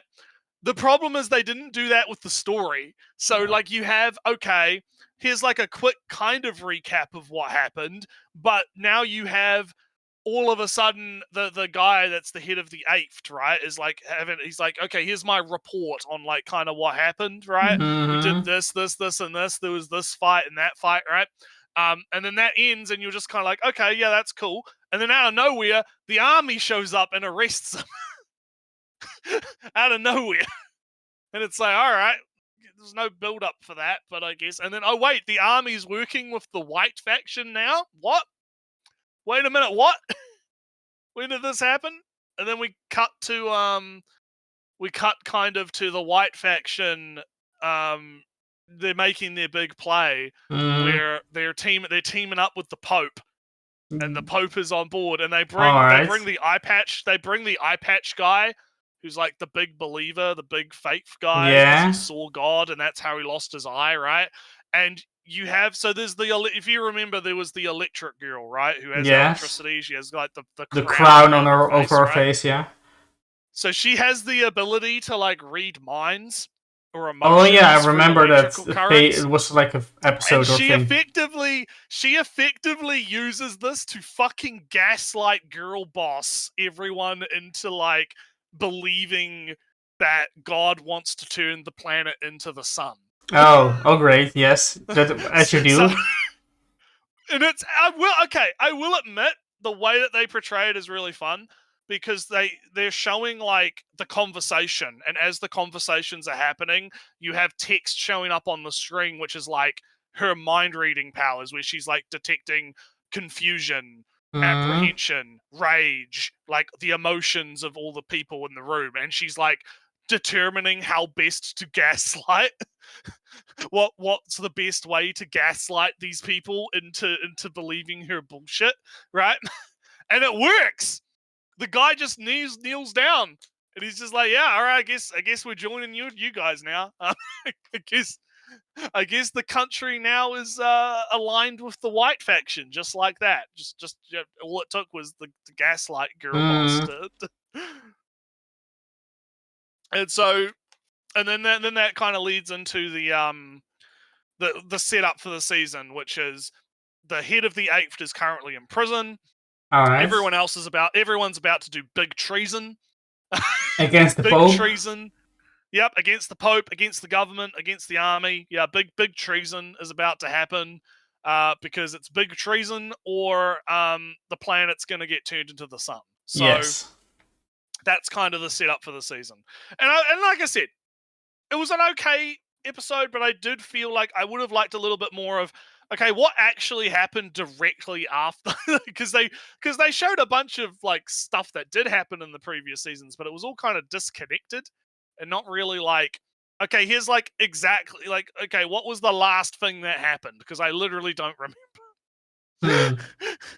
Like, yeah, so kind of not great. Probably should have rewatched Fire Force before jumping into this. But I mean, Other than that, it was all right. I would say, yeah, Fire Force is back, And of course, there was a Tamaki fan service scene in the episode where the witch girl, the gorilla witch girl, like grabs Tamaki and flips her, and all of her clothes fall off. And of course, another 20 trillion Fire Force Twitter discourses, Ali. It's gonna be another. Every episode, I guarantee it, there's gonna be like some fucking thing that happens, and people are gonna be like, "Yep, let's start another fucking conversation about it again." Because some dude put a tweet about that Tamaki fan service scene and was like, "Oh no, it's the first 5 minutes, and they're already doing a fucking scene." And it's like, God, it's so tiring. It's so tiring. All right. Yeah, so that's Fire. That's Fire Force. That's my Fire Force take. So. I have to say, Naratsu, just a tangent, I guess, that I was watching Fire Force, and it was like between seasons or whatever, and suddenly the Soul Eater moon showed up. And Naratsu, I've said this before, I believe, but at that point it was like, all right, I'm out. You're not going to connect the two. I don't know. I felt like it was. Is Fire Force not doing so well anymore? Do you have to connect it to a more popular work or something? Why are you? It's the same, but it's the same author though. So. Yeah, but there is homaging, there is referencing, there is funny joke. Oh, Maka is in the background or whatever. Oh, this background character uses the scythes from Soul Eater. That's a funny joke. That's a funny reference. And there is this moon thing is the actual moon from Soul Eater, and it seems like you're implying that those two worlds will collide at some point, and that kind of felt like a betrayal of the setting in that sense. Well, I don't know. I'm keen to see where it goes. You know, we'll see what happens. I'm also keen to for that to get animated. Because if you fought the 20 trillion, we're going to go to 30 trillion when that fucking drops. Whatever it is. Goddamn, the little kid, yeah. But anyway, moving on. So let's go back to your the first slide, I guess. Jump back. Because I wanted to get Fire Force kind of out of the way. So, because I actually want to talk about... Don't talk about the ending. We have a person who is actually watching the show. Yeah. We'll see how it goes. So lingerie show. Yeah. I got a hot take. I'm not a fan. I'm not into it. It's a bit too much, I thought. That's not my problem. My problem is that she's a bitch. I don't well, that's like her. That's kind of part of it, but yeah, like, okay, so to recap, the setup is pretty simple. It's guy's a loser, no one cares about him, his grades are shit, he's just kind of there, right? His grade is barely passable, 52 out of 100. Yeah, the chick is like number one in everything, everyone loves her, she's drop dead gorgeous, it's great, right? She's the class queen or whatever. School right? Queen even. Ooh. Yeah, school queen. So he is eating lunch in like the gym closet or whatever to get away because no one is supposed to technically be allowed in the gym closet, right? But oh no, what happens? She's got, someone's coming and it's her. What is she doing? Wait, she's undressing? What? Now, I will say, at least the version on Subs Please is uncensored, so that's good. Yeah. So that's at least good. But she is. Oh, he peeps a little bit at the boobs. Oh, wow, yeah, okay, yeah. But did she come to school with no underwear on? Why is she putting underwear on in the gym closet? That's kind of weird. And then he doesn't think much of it, right? And then the tests come out, and he gets his 52, right? And it's like, yeah, barely passable. But she gets 98. Oh, no. Not a perfect score. Not a perfect score. Oh, no. So what happens? She starts taking her panties off and showing her ass to the class. And he's like, what? And then you get this little animation of a butterfly going through a door. And then the flower turns into a flower. And then time rewinds or something. And then wait a minute, he remembers the alternate universe where she got a 98, but now she's got 100. What's going on? what do you what? Wait a minute, and then he goes into the student council thing after class, and is like, "Yo, what's going on?" And she's like, yeah, yeah. And then she goes into this whole fucking thing, right? And like demonstrates the power by letting him like drop water on her because she removes her bra, right? And she goes into this whole thing. I did kind of like the gag where she's like, haha, and I guess you're wondering this, and he's like, I hadn't even formulated that idea. I did kind of like that gag. I did kind of like that gag a little bit, but I don't like her attitude. I'm not a fan of it because she's like, oh, I'm just such a I'm the chosen one. I am the chosen one. I'm so cool. I was bestowed this ability so that I can be the cool, the best number one at everything, and I can do all of the things, right? And he's just kind of like fucking, natural reaction, like what the fuck. And so she's like, oh, you will become my closet and carry around my underwear so I can change underwear, and you're going to help me change my underwear all the time.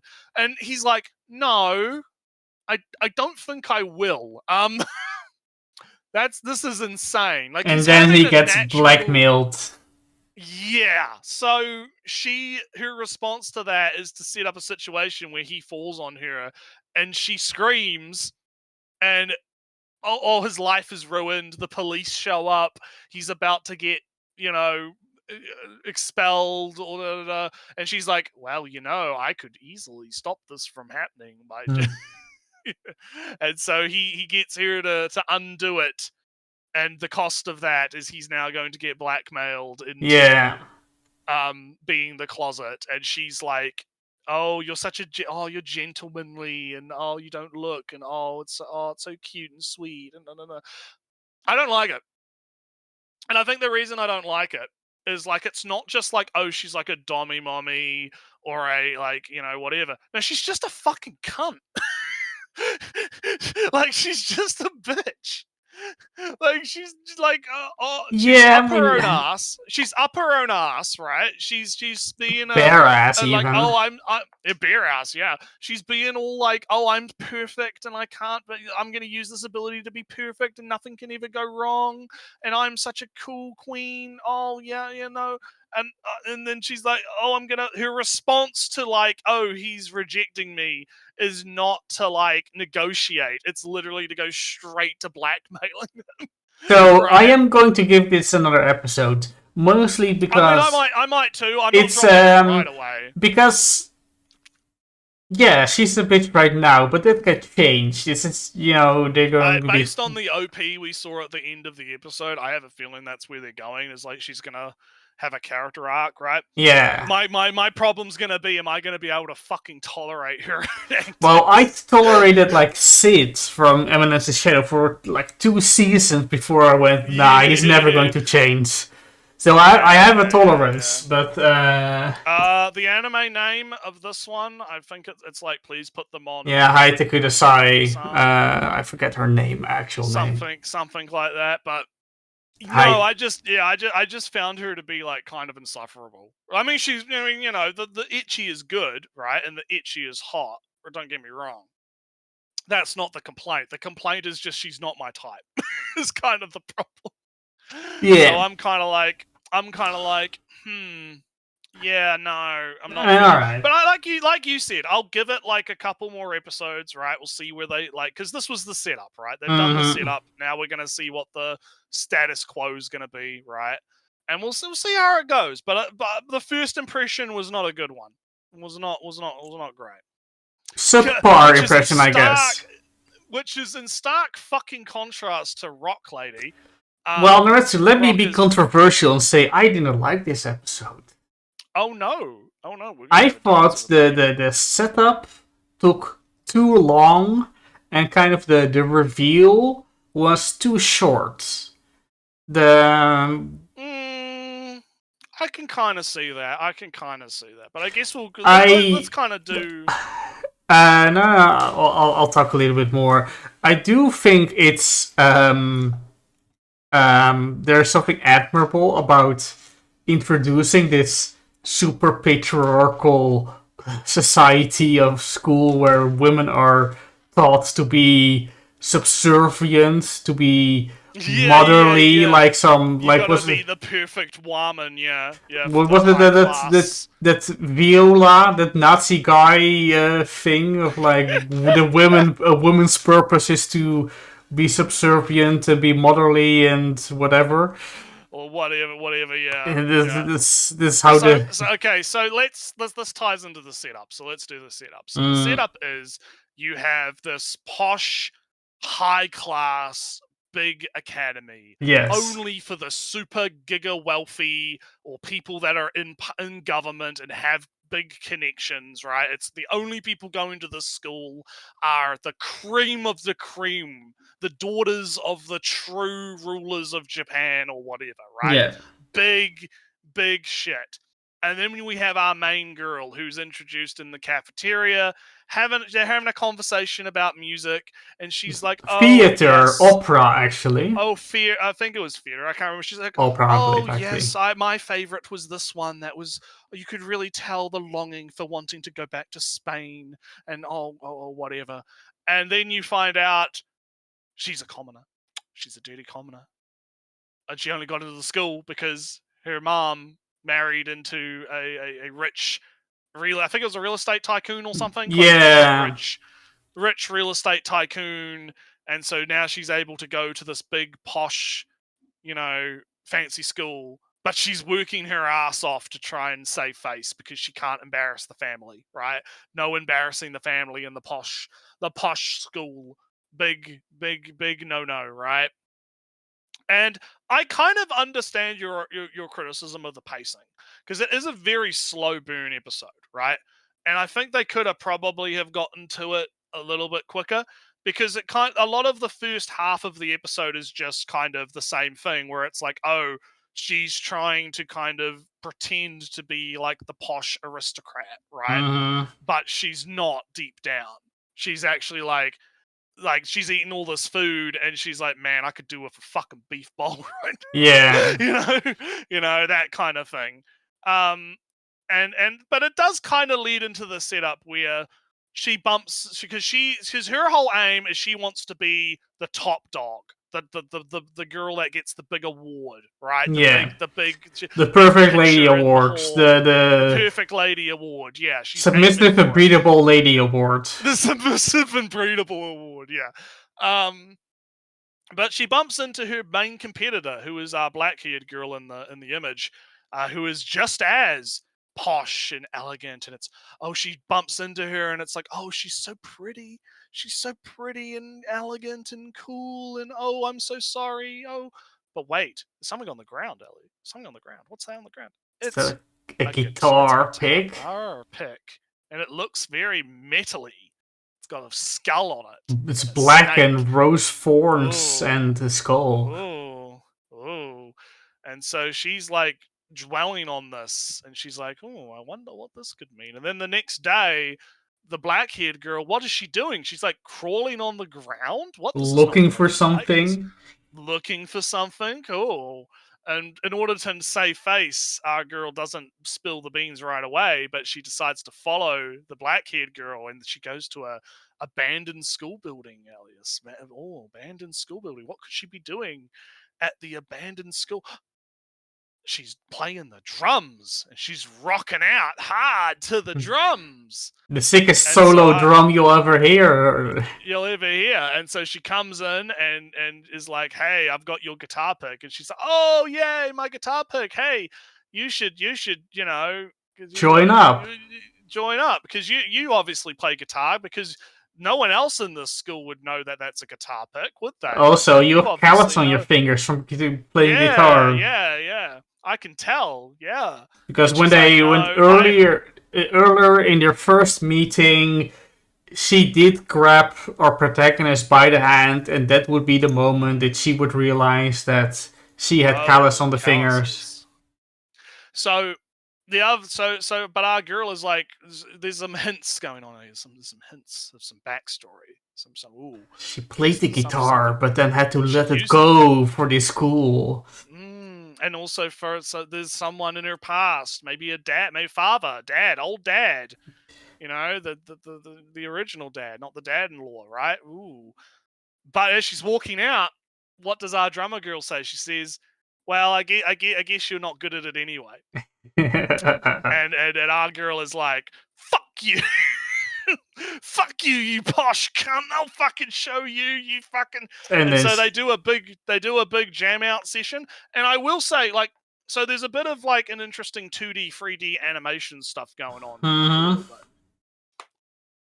Because I thought that the whole show was going to be 3D, but it turns out no, it's going to be like a 2D, 3D hybrid. And I would say the 3D animation was alright. Like, it's a little bit jarring, but it's not too terrible. And then there's some interesting imagery around how, yeah, she's super good at the drums, and it's almost like a dominatrix playing with its prey, and the fawns are like crawling around the girl. Yeah, right? She on the guitar is desperately trying to overpower or keep pace or match energies, but she just can't or barely can't until the end that she kind of finally matches. And there's like the imagery of the fawn about to poke her eye out, and this kind of like from the branches, like slowly consuming her. It's very good imagery. I actually really liked it. It was quite good. So they have their jam out, and she plays the guitar super well, and is like, yeah, that was fun. But then at the very end, our drummer girl steals the show again at the very end. And then the drummer girl comes up and is like, your guitar playing was fucking trash. It's fucking horrible. You suck balls. Fuck you. That was disgusting. You should never play guitar again. That was horrible. And then quickly switches back to, I will bid you adieu. I will bid you adieu. And leaves. And that's the end of the episode. And I thought it was good. I liked it. I thought it was really fucking fun. I actually am quite interested to see where this goes, because I think it's very funny how you have the juxtaposition between like the posh chicks and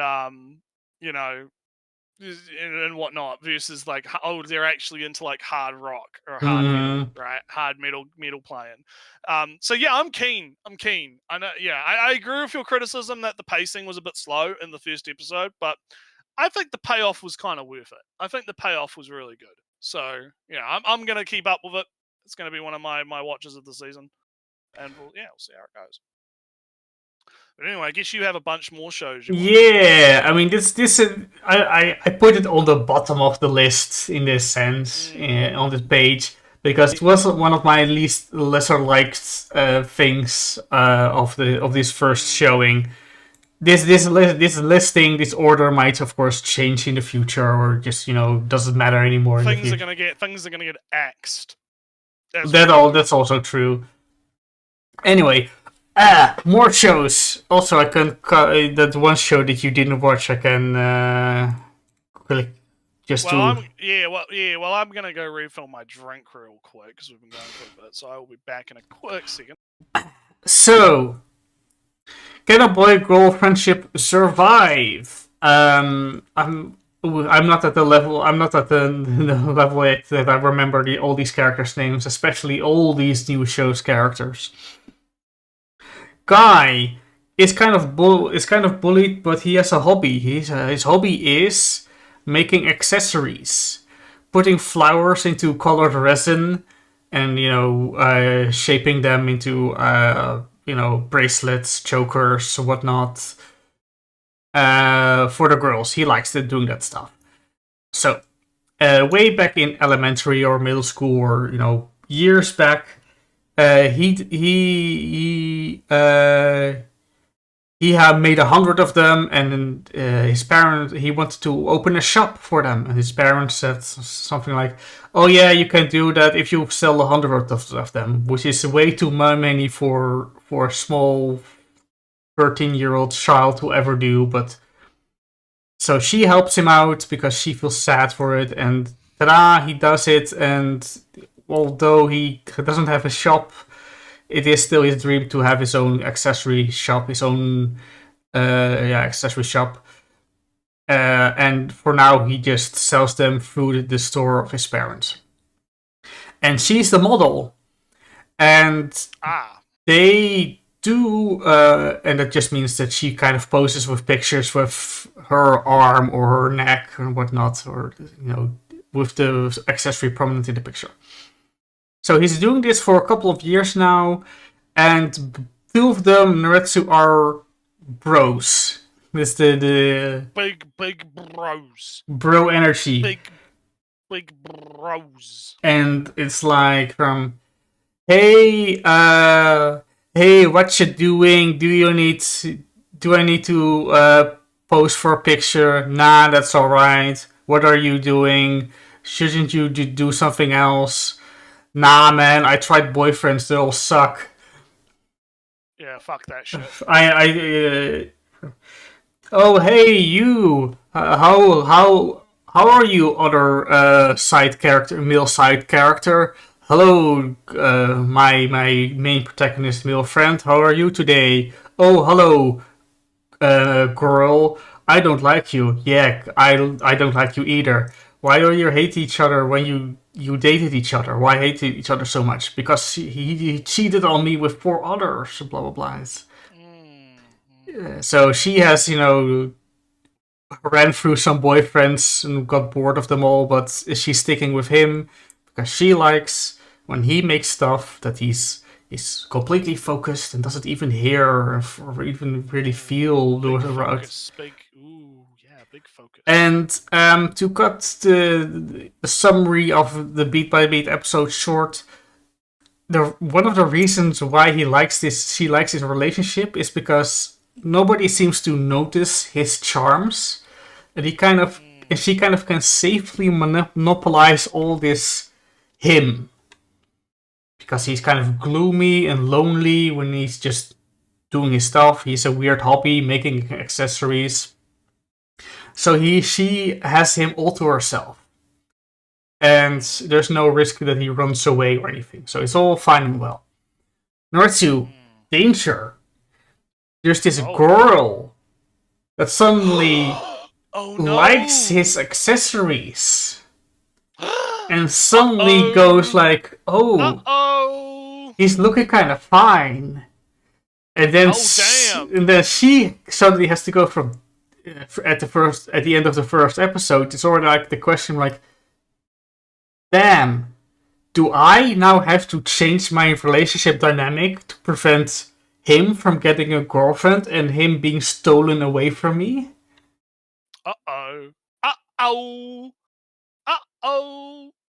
Suddenly, his charming looks and good personality are revealed to other people. He is at risk of being stolen away. Oh no, what do I do? That's the end of the first episode, and there are more characters incoming. Opening, I believe. Right. So that's the first episode. Good stuff. Good. Relation comedy things going on. Funny jokes, all that good stuff. Speaking of funny joke, Witch Watch, Naretsu. Hey.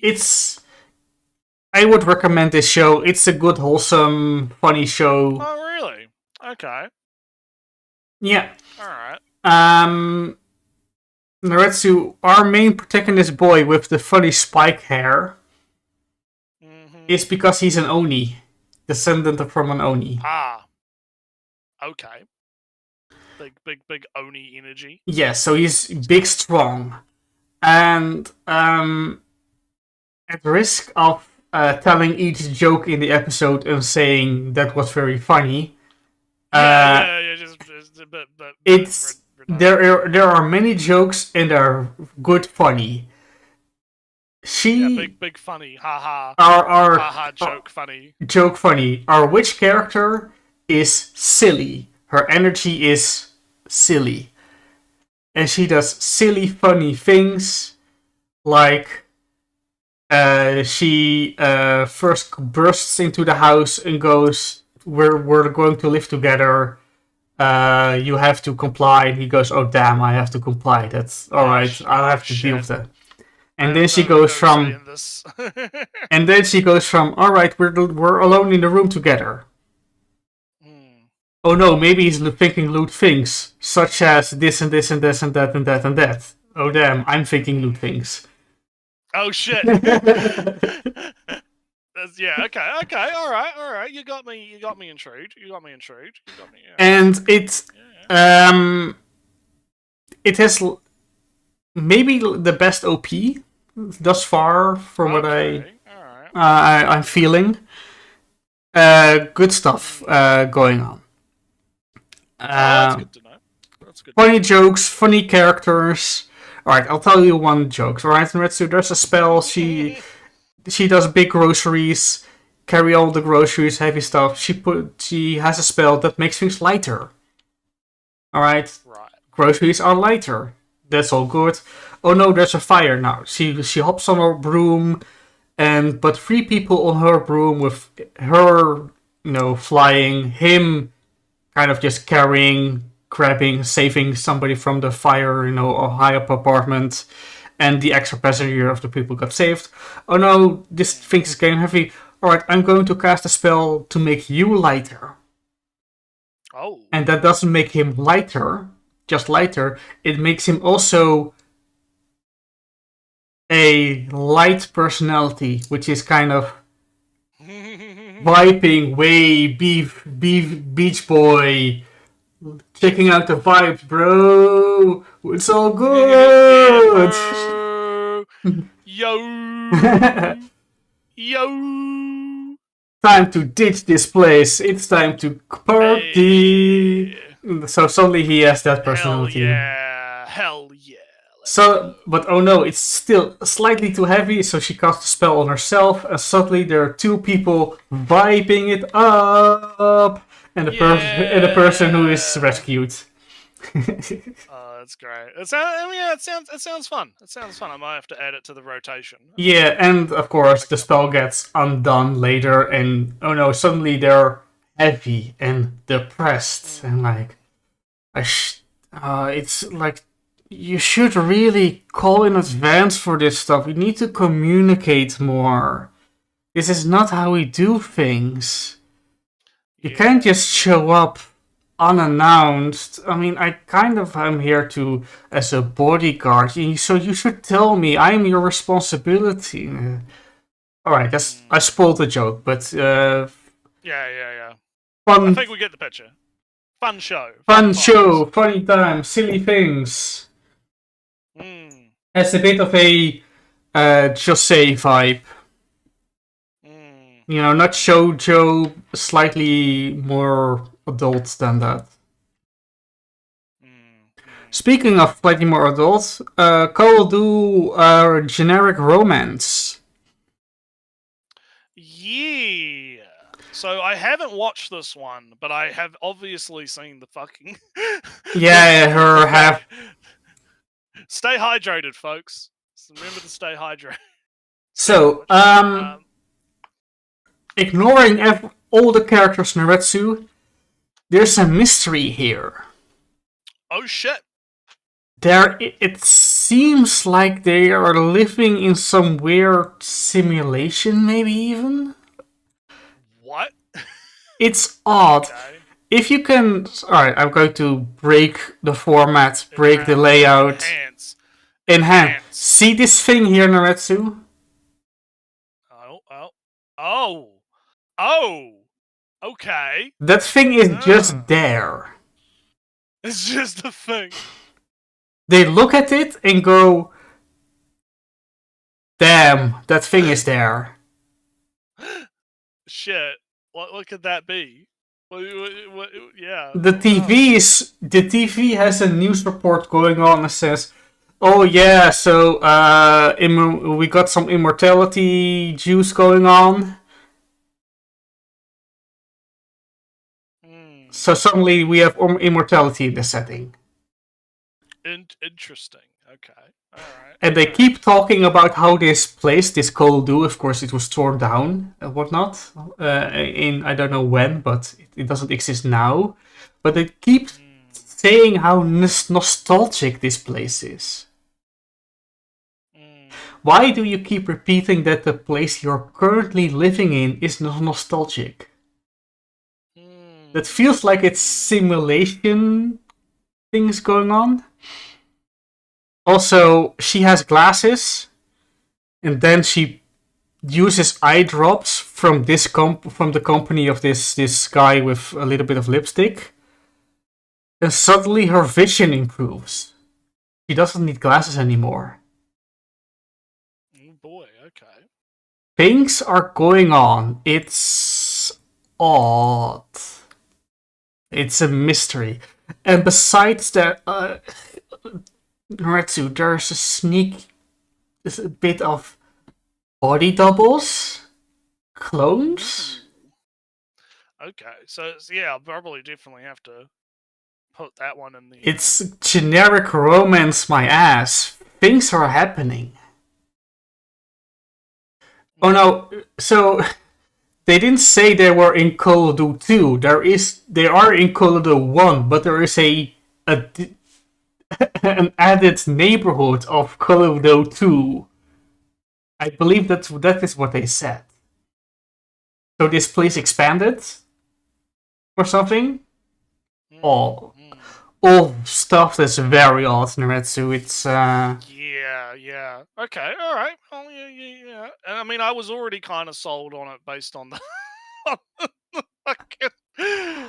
You're such a simple man, Naretsu. You see, I am a simple man. Small. I see the hot girl and Unga Bunga caveman brain. Okay, Unga Bunga, right?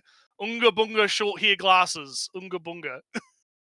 Unga Bunga sitting on the porch with the panties eating watermelon. Unga Bunga. Right? Unga Bunga, big brain. Yeah.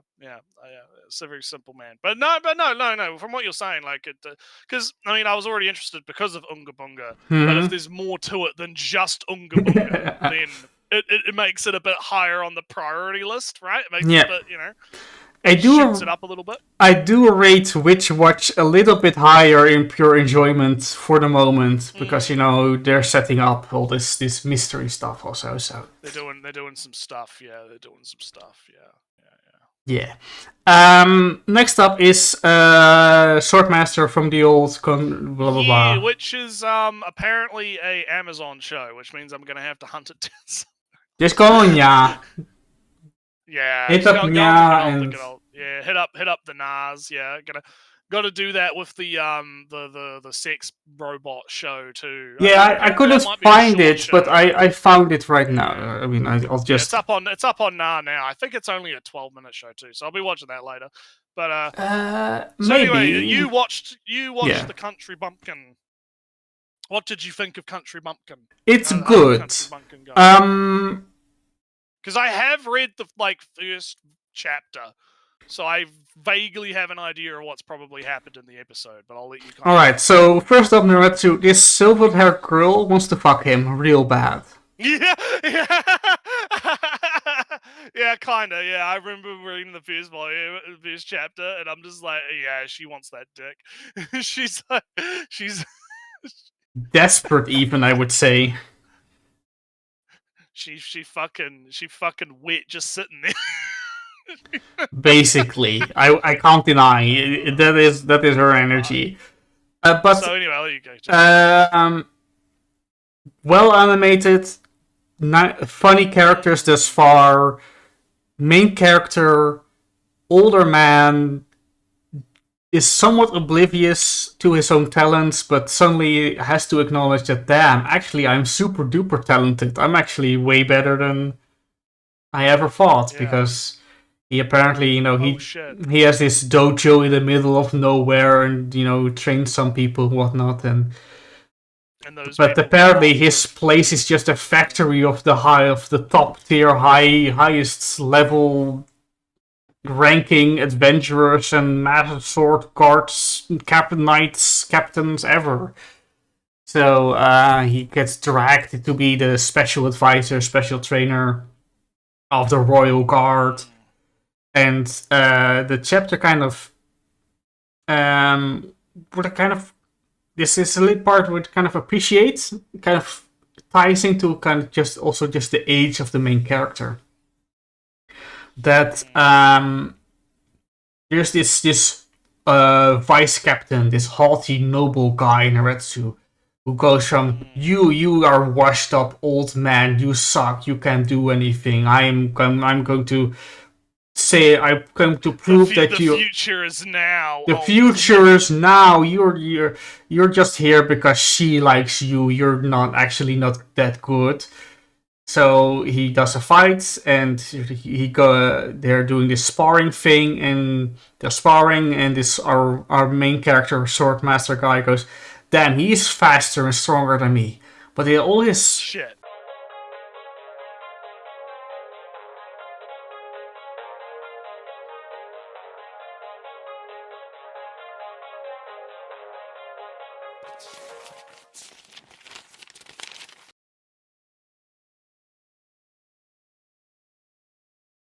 We're back to a black screen. Hey, we're back.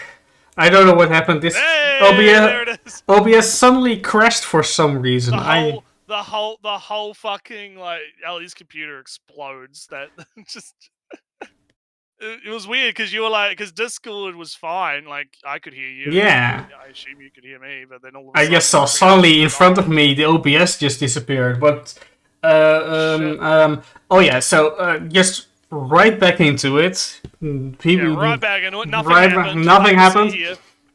But all his attacks are linear, or he says. He used the term linear, which basically means to me that if he starts an attack, this attack will just continue in the same direction the entire time. So he can just deflect moves with, his quick swipe of the wrist and whatnot, and he can do some counterattacks, and it's like, it pisses him off, like, how dare this old man try to attack me, blah, blah, blah, blah, blah. Well, the old man is like from, damn, I should have hit him there, that's not what an instructor does, etc., blah, blah, blah, blah. And then he does his super duper special move, where he spins around with a big force, and that would break the enemy's sword if they block, and it break your bones if you don't block. But then he just evades it entirely and taps his sword on the back of his neck, and like, you lost. Yeah, rip. And now let's see what happens after. I don't know. What does happen after? The snooty noble guy goes, "Damn, that was so good. Teach me that." Oh yeah, yeah. Teach me how to do that. Damn. All right. I apologize. I was wrong. You are great. Please teach me how to do that. Please teach me how to do what amazing move you did to counter my move. Never, etc., etc. So it's good vibes, Naretsu. There's no. This is what I mentioned in the beginning. It's kind of 5-0. I see you. Don't worry. I'm just yapping right now real hard. Yeah. We're almost done anyway. Because I think this is the last one that you've No, I still got 2 more. Okay. Well, we'll get there. First episodes. And the reason why I went into more detail is because it feels to me like he's an older man. He's 40-ish. I think so, yeah. So it's all about, I'm not here for the big youth competition. I'm not here for, I am big man. I must be big, powerful. I'm gonna be the big guy, yeah. It's all about the alright, dude. Sword fighting is cool. It's chill, dude. Cool. It's all chill. I'll teach you. Look, go to your local HEMA instructor and learn to sword. Yeah. Yeah, and that's kind of the vibe I've heard about the series. Is apparently it is quite, it's a bit chill, but there's also like some stuff that goes on with the younger characters where they're doing their own big youth stuff, but he's just kind of there as like, oh, no, I'll teach you a cool move to do thing. Cool, yeah. Yeah, and no, all so these. yeah, I am gonna watch it. I will catch up. Yeah, and all the Just female figure out characters in grab the it from now. poster. We haven't met the black-haired girl in the back. Very tiny on screen, I admit. The firehead red girl is a black rank adventurer, apparently super high. She was a student. This white-haired knight girl was a student. The blonde in the back also was a student, and apparently I assumed that the black-haired girl was also a student. So they're all familiar. They all have history together, and the red and the white hair fight immediately for no. She white haired think that red haired is a danger to her chastity, I suppose. A danger of not getting the D. Yeah. Ah, shit. No. No, she's protecting my virginity. Go away. I need that D. I need it. That sword of the sword master. Yeah, exactly. Also, now my OBS says I'm only streaming for 5 minutes, but oh no. Oh no. All right. So next time I'll have a more structured layout or something. Don't worry about it. We'll figure it out. All right. Apothecary Diaries. It basically continues right from previous episode because it's a 2-core season. So just episode 12. It's now episode straight back into it. Small thing to note: OP last season great. One of the best, or the best of the season. This OP kind of bad. Outside of some visual nice arts seconds, song bad. Don't like it. Okay. But otherwise, Naretsu, they are introducing the baths and kind of doing more of a intra-palace dynamics. And like, alright, how servant girls, when their term is up, when their slavery term is up, they are released. And they have to find work on their own or get married. But the servants are all, at least in this, where the characters we care about are all super commoners, so they won't get big marriage offers, so they have to go to work. So it's all about finding connections. How do you do that? Give massages to the middle rank concubines and get some connections through those concubines. The servant girls get some connections. Mamo is also sent there to get juicy stories, collect the gossip for her concubine, high-ranking concubine. Meanwhile, one of the high-ranking concubine is visiting these middle-rank concubine baths. Why is that? Revealed at the end of the episode. She says her bath is haunted. So next episode it's mystery time. But this episode is just, hey, we're going to do good baths. Hey, you girl, come in. Oh, you're super shy and don't want to be seen naked or even in their kind of bathing uniform. Very shy, blah blah blah. A bit of a setup episode. It wouldn't be odd to think it's the first episode of a season in that sense. It is a kind of a, well, last episode ended with big reveal. Prince has a dick. Is Prince crown prince at the moment, etc., etc. So it's now back into revving up the mystery engine again. And speaking of the mystery engine, how to become ordinary, we are completely switching main characters for the moment. Goodbye are two characters in the poster. Besides the girl Osuna-san, being kind of in the background, talking but not really acting. I had his name, but there's this other guy with bright red eyes and I believe red hair even also. He's solving a mystery of arson, a series of arsons of ever increasing scale, and tries to find out what happens, why these arson happens or whatnot.